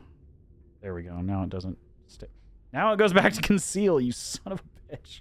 What the fuck, Anyways, man? cool. Cool another story, cool bro. room. Yeah. got some Let me, crypts. yeah, there it goes. Before Come on. before I would, as Giorgio progressed down into that other room, I would search the edges of this circular room just to see if there was a secret lens. Because there's one like inside this weird shelf thing on the other side. Yeah. Hold on Yeah. one sec. My apologies. Sure. I'm Yeah, having no hell with rush. D20 right now. Or roll 20. I'm gonna do it with this one. We're gonna do it live. Fuck it. Okay, what the hell, man? Now it's just not working. There it goes. My god, man. Roll 20. Fix your shit. You're drunk. Go home. Alright, that's where you stand right now. That's... Looking south, opening this up, you see a similar crypt. Up top of one of them, there's yet another reflective shield here in the center to the right, similar to the ones you've seen thus far. This place is huge. For real, dude. Bonkers.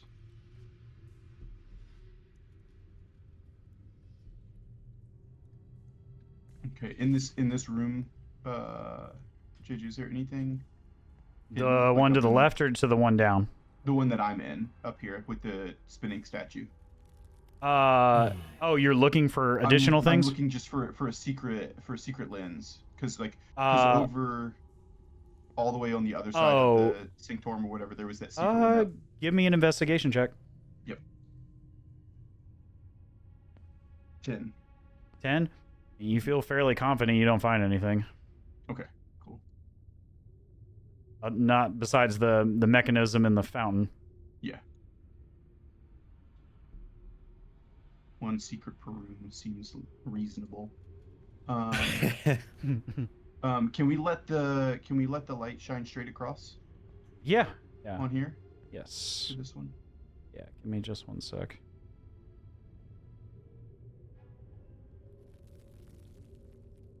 Oh shit, there's a whole room that we didn't check before. I thought there was only the one last room, but there's something in the middle of this. Yeah. And there's something it looks like off to the up to where we're standing now. Yeah. Oh my god, I am so annoyed by roll 20 right now. This is pissing me off. Hold up.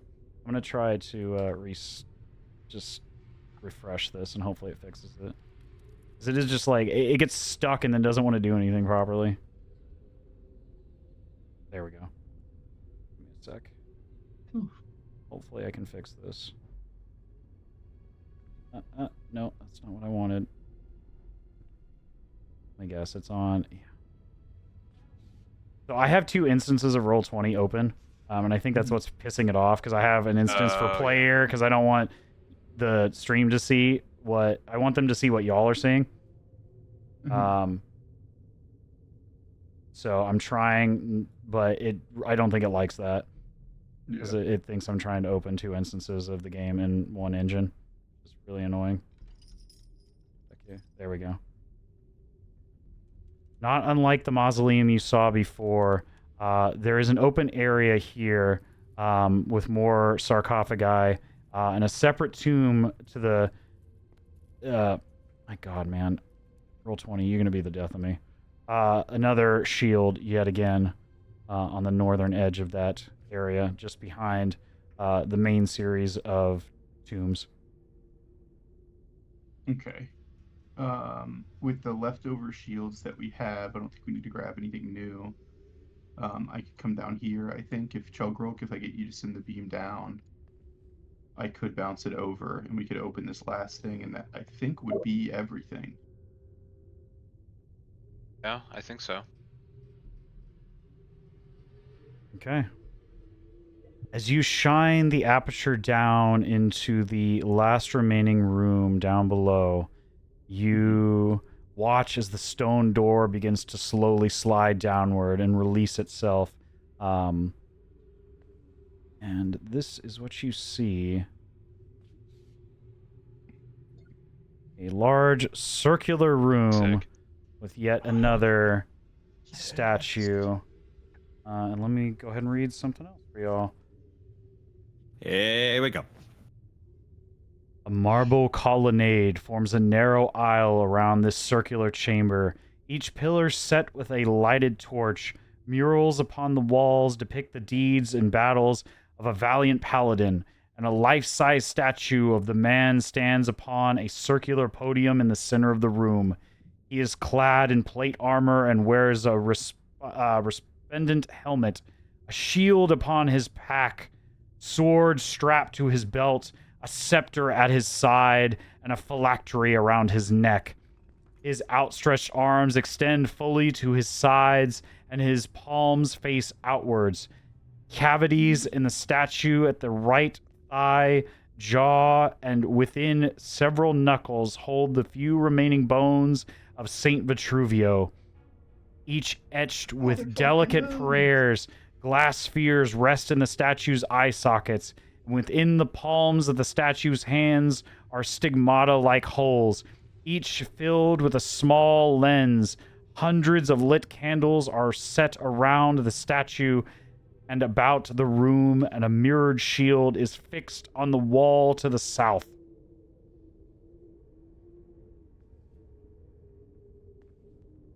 You said he's got lenses in his hands? Yeah, like stigmata lenses. Stigmata lenses. Like refractive lenses, not necessarily the same sort of apertures that you've seen. Yeah, not quite the same. Just cool to look at. Okay. Well, they have purpose, but not the same as what you've seen thus far. So they almost seem like a mirror shield themselves, or have the same like properties, I guess. Give me an investigation. It bounces. Give me an investigation check.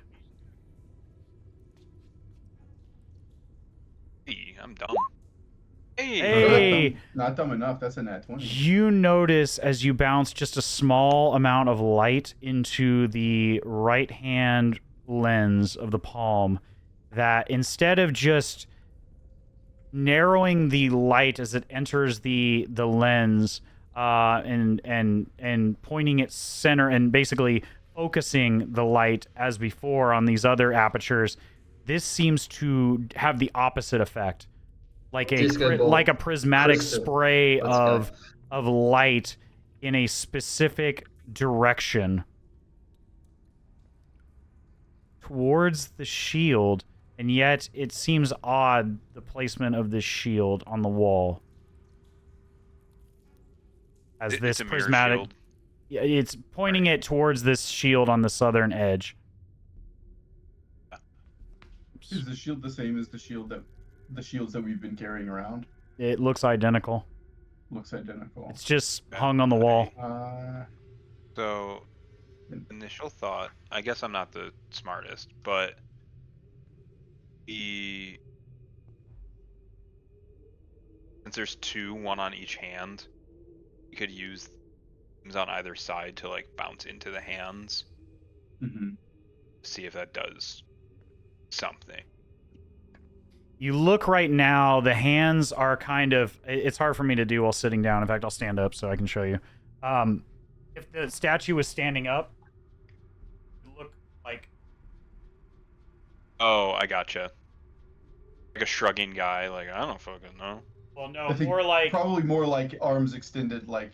Yeah, with the palms... Like Jesus. Like that. Oh, I gotcha. Okay. Do they go all the way through, though? You said stigmata, like, so could we hit it from... You notice the way you have it aimed right now, you are hitting the right hand and only the right hand. And that from the direction you're coming right now, the only path you can bounce light into that right hand is from back the way you're currently coming from. But you notice on the opposite side that there is an open door to the path on the opposite side. And does the statue rotate Yes. like the previous one? Yeah. With your So I don't know previous if we need- inspection, yes, I would say you could figure it Okay. out. You can see that there So- are handles that allow it to move in a clockwise rotation. Okay. So maybe we position it towards the shield so that So- that like the hands, if we bounce If we right hit off the of light. it goes into the shield, or if it's just a regular mirror shield. Can I just It's the affixed to the shield off the wall. wall? You grab the shield off the wall, and there's nothing stopping it. And as you do so, you reveal a massive aperture lens behind the shield. Okay, very cool. Much larger than the other ones. All right. I'm- Swag. Like almost the I'm just size gonna of the take the shield shield. itself. Yeah, I'm gonna take the shield and just start running down the hallway to the right, saying, I mean, after like positioning the statue, say like, you help bounce in the other one, just like run back to where the other statue was. I had the light coming off of it. So you're saying have the hands come down. Yeah, so just do like so that it's pointing towards where we just found that gigantic aperture lens. So the hand, yeah. So On the twist wall. this. The hands are pointing down, and then you're saying hit the right And then have light and going the left hand. both of them. So this one would do this, Uh-huh. and then this side would do this. Yeah, and then go down. So just like a mirrored So we image take the of four of us, one in two. each spot. Yeah, so like I would just take the shield that I just took Okay. off and then just like carry it, Sounds start like me. running all the way up to this one and just point it down so it's just shooting straight down in hallway So before it needs to go into the the thing. four of you, I'll hand Tim the shield that I've got because I know that there's one right here. So hand Tim and say, Tim, you go over there with Cedric, Please. and then I'll run and grab this one. Yeah, please. And then I'll run and grab this one. Yes, sir. Grab that, come back, and see if we can angle these beams. Shoot this shit. just as a to see how long this will take, go ahead and give me a group dexterity check. So just roll a d20 and add your dex modifier. See how well you can get this to work. Mm, Nice. 22. mine's a Nice. 7. 7, okay. All right. Well, that's pretty good. It's still above average. So, yeah, I would say it takes a bit of finagling and a bit, like, 5-10 minutes of you to just, like, struggling at first. But as you kind of time it and you can see those of you on the lower corners are able to kind of guide the upper corners to get them just right, where finally you watch as the two beams collide with the open palms, the refractory lenses in the statue of Saint Vitruvio, and you watch as this prismatic light shines outwards towards this massive aperture in the wall. The prismatic light, almost like a ring now on the outer edge of this aperture, all the way around the face of this circular lens in the wall, before you suddenly hear the sound of rubbing stone once more of this massive door, much louder than the ones you've heard thus far from below. But you have revealed a set of stairs going downwards on either side, and I'll reveal that. More stuff. How loud is loud? About twice, or if not more, louder than the other doors you've heard thus far. And, you know, It's okay. I don't, you know, we'll see where that goes. Mm. In fact, this is too somebody roll me a loud. d20. I'll do it. To see how that goes. 9. 9? Okay. We'll see where that gets us here shortly. Jesus, okay.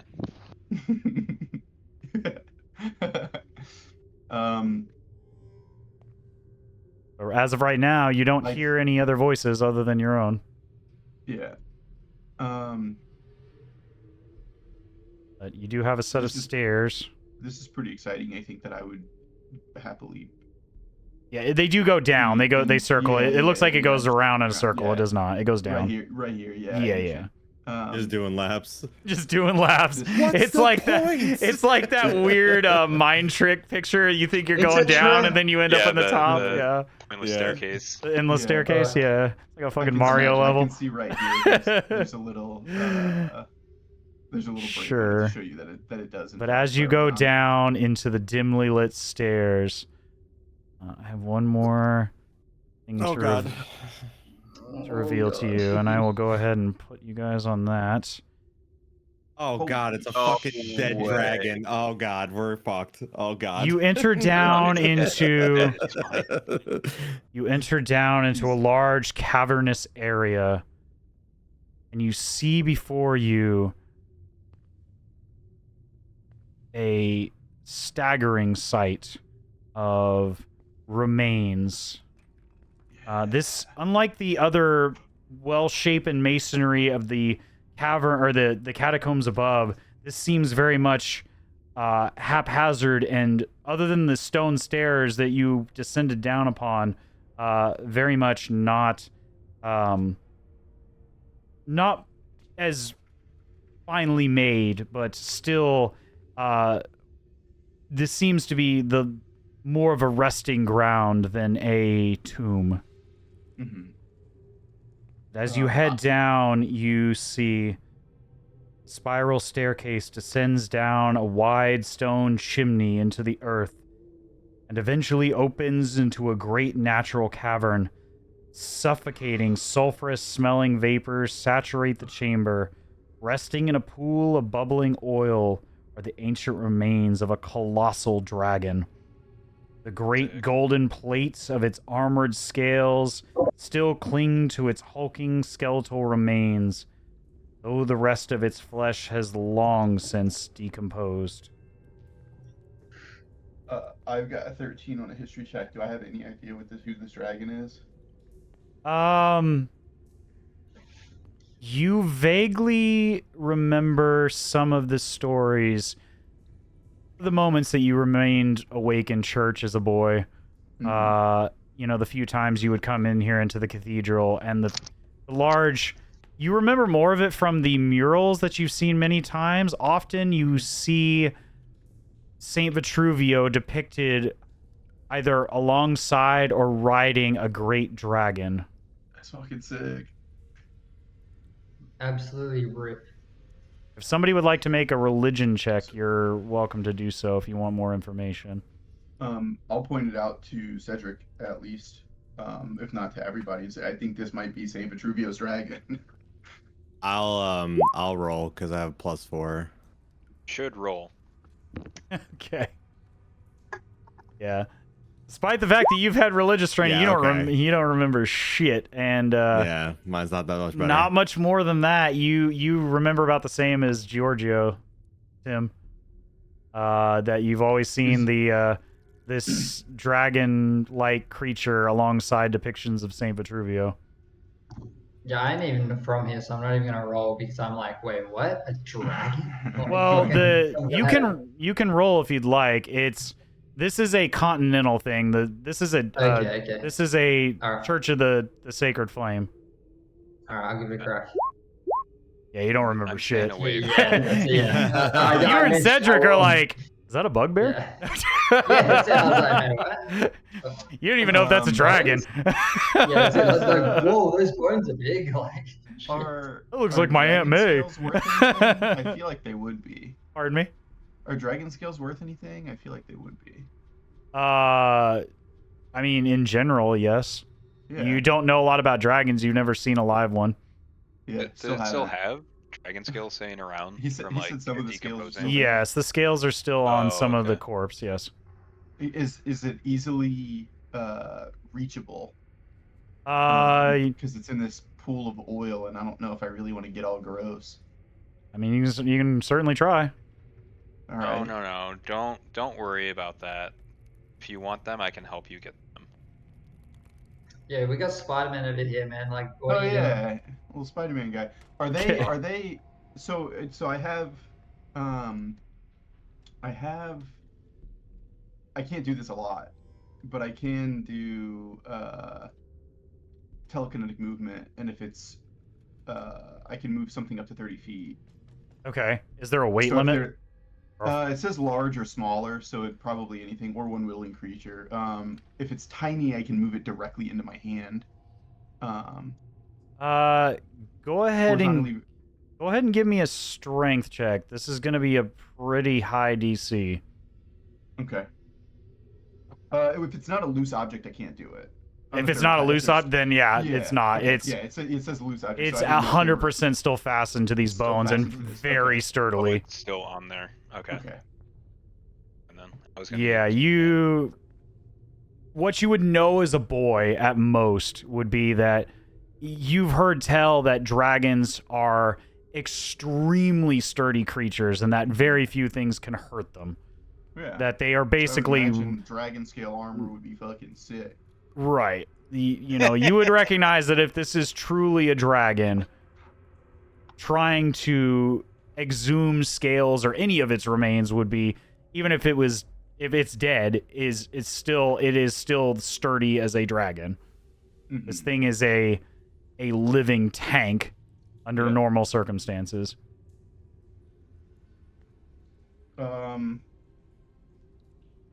Besides the cool dragon, which is very distracting, can I do like perception or investigation for if there's anything else in the room that might be cool? Yeah. Go ahead and either or, just tell me which one you're using. So I'll do investigation. It's a 19 plus 5. It's the same roll either way. Right. But I'll say investigation probably would be a more to find secret Sure. things. You don't find anything that's out of place or intentionally hidden. But what you do Okay. see on the opposite end of the cavern, about maybe 15 or 20 feet away from where you are, Tim, currently, towards one of those columns, you see ground into a large flat stone. Not so much like, it doesn't look like it was chiseled, just with like scraped in with another rock or some like other sharp object. You see the name Argonath. Is that the name of the dragon? Do I remember that? Does that match It up? begins to ring a bell. From what you remember, the few times you did remain awake in church as a boy, you always heard the name of Saint Vitruvio, obviously the namesake of this cathedral. Yeah. A very That one's hard obvious to one. forget. But you also heard name of a massive gold dragon, which matches the description of the scales you now see before you of these remains. And the Argonath is name like a Argonath. Beetlejuice scenario. If I say his name a few times, it comes Yeah, alive. yeah, one of those, like, I you won't do repeat it over and over in your head and out loud. Argonath. Argonath. Yeah, that rings a bell. That sounds like Uh-huh. the stories that were told within the church. That the companion, the one we always see with Vitruvio and all the murals and the depictions, this is probably it. Mm-hmm. Nifty. But is what you get with your investigation on that. Yeah. You're fairly certain there's nothing else No cool hidden in here. trinkets, no cool trinkets or anything. No dragons forward. There's not a single gold coin in here. And you feel Mhm. very certain you didn't find anything. You didn't miss anything. Yeah. That the remains of this dragon are the most important thing here. Yeah. Cool. Oh. I mean, we can't. I don't think that we can do anything about it. So I don't know if that's one that we can keep a secret. Nor do I think that we have any benefit to doing that. All this other stuff. I think actually, you know what? Having found the dragon, I think that we would very easily be able to get out with the other stuff that we've got because of like we found a fucking dragon down here, y'all. You know? Yeah, that's the coolest thing we found. Yeah. You could point someone to that direction. I mean, we also, have the bones of Saint Vitruvio too at this point. There's a lot of cool shit. Mm-hmm. As you say that, Cedric, you begin to hear voices coming from atop the stairs that you descended down into this lowest level of the catacombs. You hear chatter and exchanges above. What do you do? We understand what they're saying as far as the chatter. Give me a perception check. Let's see if you can hear. You don't hear shit. You just know that somebody's talking. You don't know Hey, what yours the are fuck filled they're with saying, what water. language it is. Yeah, you don't know. So, refresh my memory. We fought the Lord of the Feast outside. Yep. And we came in. Everybody else kind of went to tend to the wounded, right? We were Ye- tasked specifically with going through the stuff in here. You were Okay. asked by the Lord Commander Elias Drexel said he was returning to gather his men, Mm-hmm. those who were not injured and recovering, and that the Knight Commander Theodore Marshall was going to gather a contingent of his knights, in addition, the ones that were not injured or hurt in the battle, and that were prepared. So they were essentially doing the same thing from either side of the pinch point, which was the gate. Mm-hmm. Yeah, and so presumably, the voices that we're hearing are expected. Potentially, And yes. I would assume Giorgio is assuming that they are in fact allies and people that we expected to show up eventually. Be a safe assumption, but okay, you're not that's- certain, yeah. but you're not If we 100% go certain. But back up and see, but that was your I- assumption when you were left at the cathedral. Yeah. Okay. Yeah. In keeping with that, I think, knowing how much shit that we have that we want to keep secret, we should eagerly and very willingly direct everyone down here so that they don't think twice. Like, hey, we went through and we've been searching all this stuff, and we found a dragon skeleton down there, and blah blah blah. Important. This is important, and so everyone, I think, will direct their attention here, and we can walk away with this cool sword that you got and some of these other nifty things that we found. Does that sound like a good plan? Are you asking Are me you or your saying this group? to I'm everyone? asking to the party. The party. Yeah. That was all. All Yeah, of that is in I'm- character. Yeah, if that's what we want to go with, if we agree to that, I'm gonna run to the top of these stairs and cast Thaumaturgy to hopefully just make a big booming voice to get people to realize where we might be and have them like come down from whatever way they're coming from the stairs. Sure. Do you Go ahead think and that- I mean, go ahead and roll me a performance with advantage. Yeah. Okay. Since you are casting Thaumaturgy to amplify. Yeah, 19. with a 19, you clearly call out to any willing listener above, as your voice echoes so through funny, this is not our these friends. made know. walls, from high above. You begin to hear heavy footsteps, many of which sound like heavily armored individuals. In addition, you hear the loud shout of a familiar voice. Woo! You hear first and foremost, you hear a loud, grizzled voice that you've become quite familiar with now. Gentlemen, are you down there? As you hear the voice of Elias calling from above. I just call out for Elias and say, we found Argonath? Are you all right? We're coming down. Yeah, no, we're chilling. Thank the It maker. takes a few seconds, but you hear the heavy steps of armored knights as you come down, and you watch as Elias, accompanied by two. We'll go ahead and switch over to our talking screen here. At least for the stream's purposes. You hear the heavy steps of 3 or 4, in this case, it takes a moment as they're carrying large kite shields and broadswords, or in some cases, great swords, all wearing that reminiscent silvered plate armor. And you see the familiar face of Elias Drexel, accompanied by 2 members of the Hooded Lanterns, the emerald green or Kelly green uniforms of their hoods over slung back on their shoulders, on either side. Two urban rangers you don't recognize accompanying Elias. One a brown-haired female human woman, another a young dark-haired male, freckled face, a few scars across the cheek and forehead from the presumably from what you can see, fairly fresh from the battle.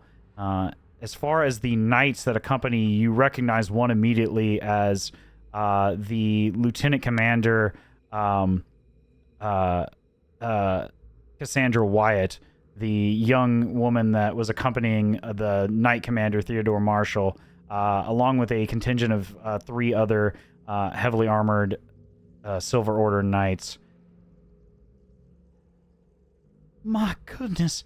As she steps down and he begins to see this sight of this dimly lit cavernous area, but immediately everyone's eyes are drawn to the most obvious thing in the middle of the cavern, these remains of this massive gold dragon.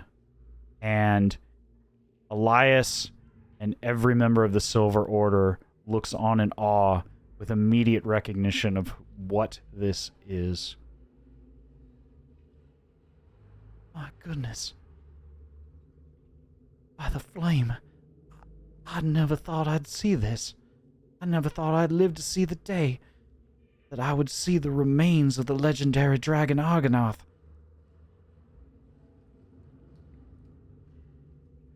My goodness. We must be the first in over 100 years to lay eyes on this here.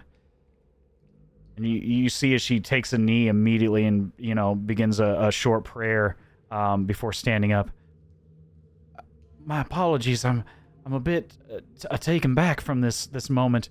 Are you all right? Yeah. Yeah, no, we're good. We cleared most of this out for you.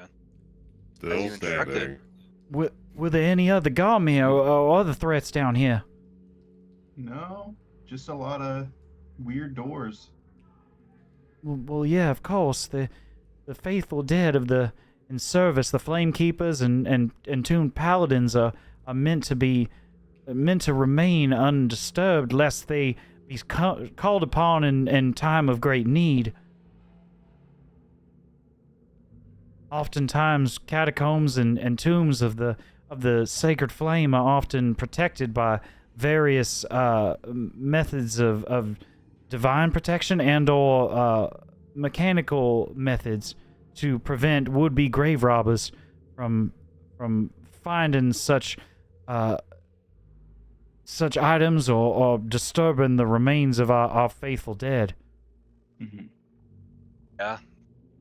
They've had the cathedral for quite some time, but we didn't find anyone. Must have been from the previous battle. They all came up. With that being said, I'm going to take a knee and hold my head and just in quite significant anguish. Are you all right, son?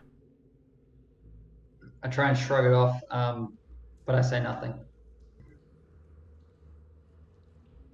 Did you find anything else down here? Not to diminish your find. This is most incredible thing I've seen in probably 10 years or more of my life, if not ever. I never thought I'd see the day, but were there any dangers down here? Did you find any other holy relics? We noticed the remains of Saint Vitruvio up above, and that there statue that's incredible to find the remains of the patron saint of the Silver Order. I live and breathe, but is there anything else we should know about? I'll look to Cedric. Other than I'm not sure the significance, but the mirror shields, they seem to kind of be the puzzles behind a lot of things, even get us down this way. Of course. Cedric, give me a deception check. Chugrulk, as he's saying these words, you feel the sword in its hilt begin to shake. Yeah, I'm feeling The it in sword my of head. Ignatius, you feel as these words of deceit are said, it begins to shake, and you hear a voice in your mind. Lies! Lies! I cannot contest lies in my presence! How dare he lie! At this stage, I'm in like quite clear physical pain, and it's, yeah, as you said, it's just, you know, there's this feeling of deception going on, and I'm almost, you know, in agony, trying to Yeah. stop it without mentioning too much. Yeah. You all don't hear this voice calling out lies. I knew Yeah. it though. I knew it immediately. Chugrulk, give me a Constitution saving throw against the presence of this voice. 19. You're able to overcome the presence of this voice as you hold on to the sword hidden in the shadows, but struggling. You can feel the rage and the voice and the blade shaking violently as you attempt to hold it steady. But you are able to hold it and restrain it from forcing its will upon you. I'm gonna run over to Chugrulk, noticing this, and I'm just gonna say, "You really need to get you outside. This is not a common place for a bugbear." I agree wholeheartedly, and that's all I agree to. I need to get out of here. Pardon, it's the holy nature. It's not something that bugbears, aren't allowed. even civil ones, are really used to. I just, place an arm around him and attempt to come up the stairs. You say that to Cassandra? Yeah. I'm just saying that to her. You continue to hear that voice in your head, Chugrulk. Lies! Lies! Lies in a holy place! But you're able to restrain it.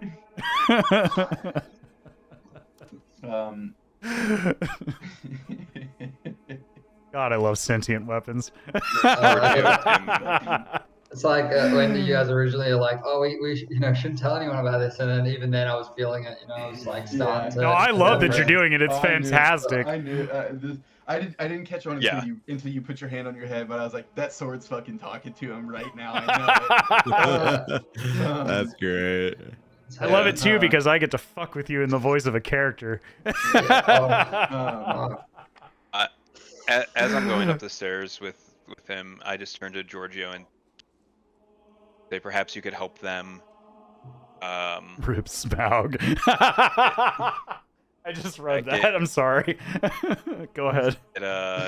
Get anything of importance, either more secure or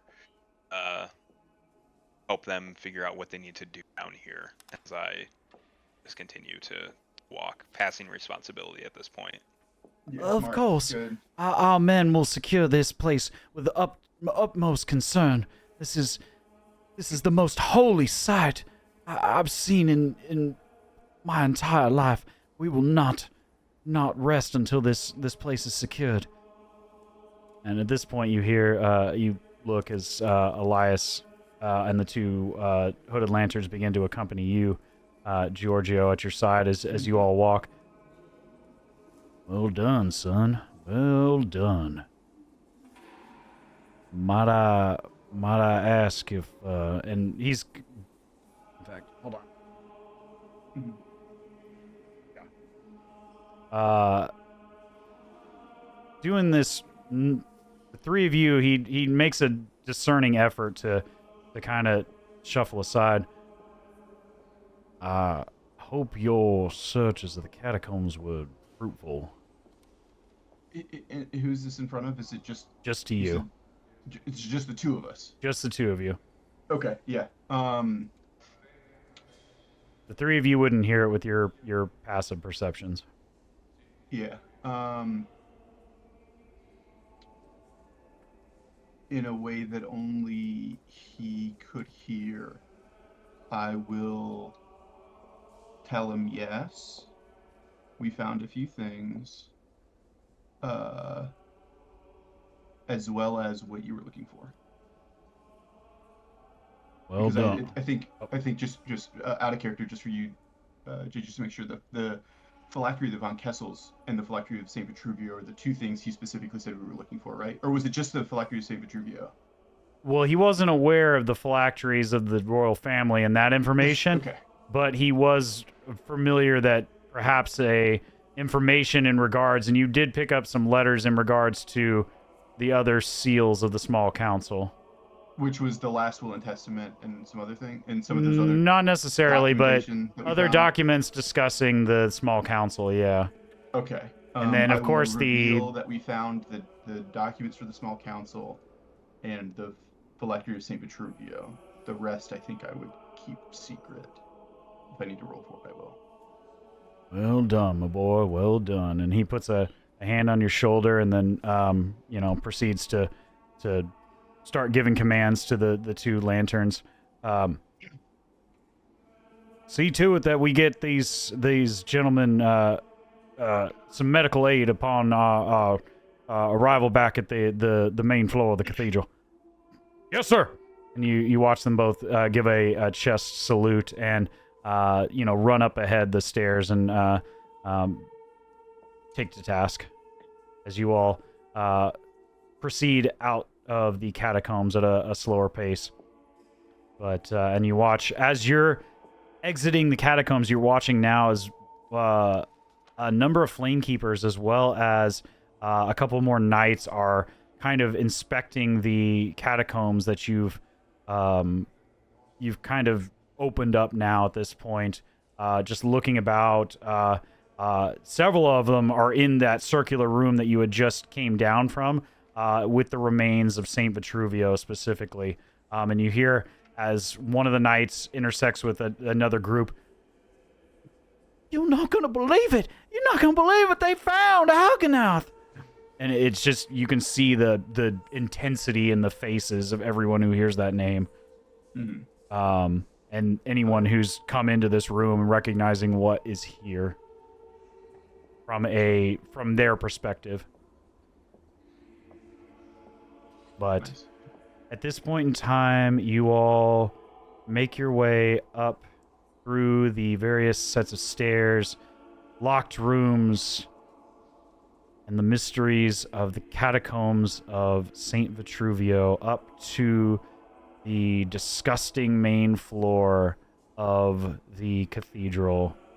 And upon arriving back at this main floor, you now see a slew of individuals. Now you recognize where all those footsteps and voices were coming from initially, and you immediately begin to hear as Elias now comes up out of the catacombs alongside you. "Now, I must object, Lord Commander. I believe we were quite clear about as to the rights and regulations of what were to recur once we secured this here cathedral." And you look across and you see the Knight Commander, Theodore Marshall, beginning to get quite red-faced and confrontational as he's approaching the Lord Commander. And you can see Elias is equal parts frustrated and a bit angered by this immediate aggressiveness from a foreign power within the city. Now, Knight Commander, I respect your authority, but you are upon a foreign... You are upon foreign soil, and you will respect that sovereignty as you stand and breathe, sir. And you hear just, again, shouting and various arguments beginning to spark throughout the cathedral. Across near the main brazier, you begin to see there are a number of flamekeepers. Some you recognize from the battle at the temple gate, one of which is the dark-skinned female woman you recognize from early on upon your arrival in Emberwood Village. The slightly older, more elegantly dressed flamekeeper you recognize as Flamekeeper Ophelia Reed. It was the name that you recall Cedric specifically from the smaller chapel that you arrived in when you... the boy. Yeah, the boy with the many eyes on their body. The one that was trying to convince the Flamekeeper of Emberwood Village to join their cause in their incursion into the city originally. And you see they're beginning to set up various materials within the brazier. A ritual that you're fairly familiar with and that you can kind of piece together. They're beginning to try to begin the ritual of the Holy Sacrament to reignite this brazier within the cathedral. And as this is going on, you also begin to see various people pouring in and out of the front gates. There's probably 50, 60 individuals of hooded lanterns, Silver Order Knights, Flamekeepers, arguing back and forth. And just outside the front gates, are the front doors, the large oak doors that were smashed open when the Lord of the Feast exited the cathedral, you hear an even louder shouting begin to occur, specifically from the Silver Order Knights. No, you will not! You are a heathen! You will leave now! And you watch as a blast of radiant energy pushes this knight back and kicks them straight through the front entrance, sliding across the stone floor.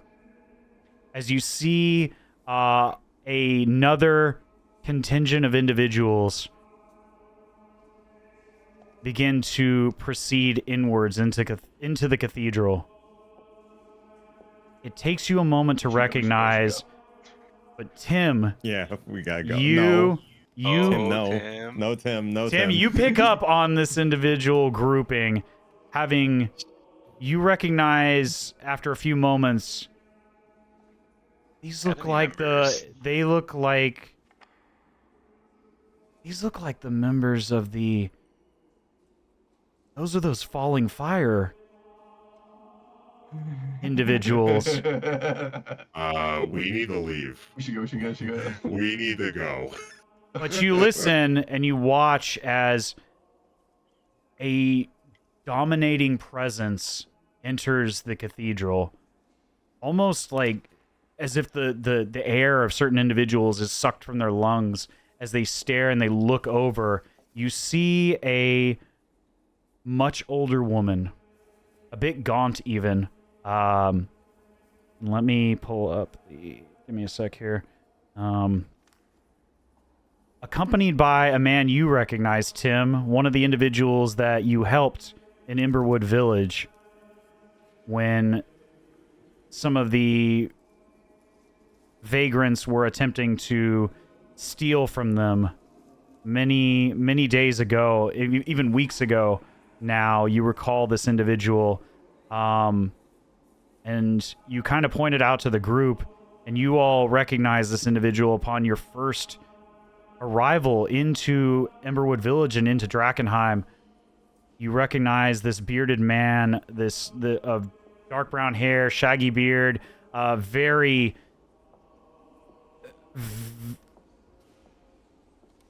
unassuming robes, very nothing illustrious about them. Very, what's the word I'm looking for? Not devout. What's simple is a good word. Very simple. I know there's another word I'm thinking of. Mundane? Not mundane, but just simple, non-flagrant, very non-ostentatious, very they're not trying to be flashy, you know. right, very plain robes. Very much humble, thank you, that's the word. Yeah. Very humble clothing. And you see on this gray-haired woman, this very thin-framed woman, that even though she appears physically to be, very old, I mean, she's just at a glance, she looks like she's probably in her 80s, maybe even her 90s. And for a human woman, that's borderline. Most people would be dead by now. Death. Yeah. You see, she commands a presence about her unlike anything that you've experienced. Even you, Cedric, having been around churches all your life, you recognize this divine presence. Flame recognizes flame, strength recognizes strength. You feel that divine energy in spades around this woman as she approaches. And let me go ahead and I'll bring up their portrait here.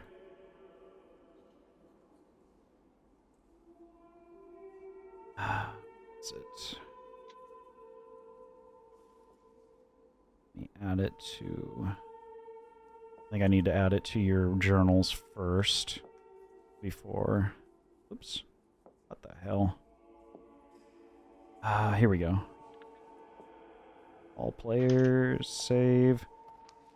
Cool. Let me go ahead and show that for everybody. Did that pull up? There we go. Should pull up for you guys. It's just taking a minute on my end. She looks like a fucking ghost. Yes. She is very gaunt, but very pious. That's the word I'm looking for. She has very a humble, pious appearance. And even at this distance, as she begins to walk calmly and assertively into the main body of the cathedral, you see a soft octarine glow just below the top of just below the white shirt that she wears at the center of her chest. Not unlike the glow that you saw from these other individuals. Or the guy that we saw literally the first day. Yes, very much the same sort of glow. Yeah. And you hear her calmly call, "I have done nothing wrong. I am here simply as a shepherd of faith. Shepherd of those who believe a change comes to this world." And as she speaks those words, you watch now the two commanding officers that had been arguing up until now immediately turn and you look. There's a sense of recognition from Elias, but even more of immediate and recognition from the Knight Commander, followed by an anger the likes of which you have not seen in many years. An intensity as he immediately draws his blade. "How dare you! You heathen! How dare you step across these grounds! I will have you arrested, Lucretia Matthias! You will come with us now!" And now the name rings true As you remember the pamphlet that you were given, Tim, this is one Lucretia Matthias of Church of the Falling Fire, a sect of the Sacred Flame that you remember from the brief skimming you did of the pamphlet. This individual does not see delirium so much as a curse, but an opportunity for change in the world. A herald of great change in the world to be brought on by heroes. And also, kind of having less of an entrance, trying to avoid that entrance, but nonetheless here and present. Tim, you see a dark-skinned elder man wearing purple robes, carrying a long, smooth purple staff, accompanied by a red-skinned tiefling with horns that stretch back into her river blue hair. The face of your contact here in the city. One Eldrick Runeweaver and another member of the Amethyst Academy, River. Kind of step more gingerly into this situation as the attention seems to be upon this elder woman that's now stepped into the scene and has sparked an intensity the likes of which you all have not seen outside of battle from the Knight Commander.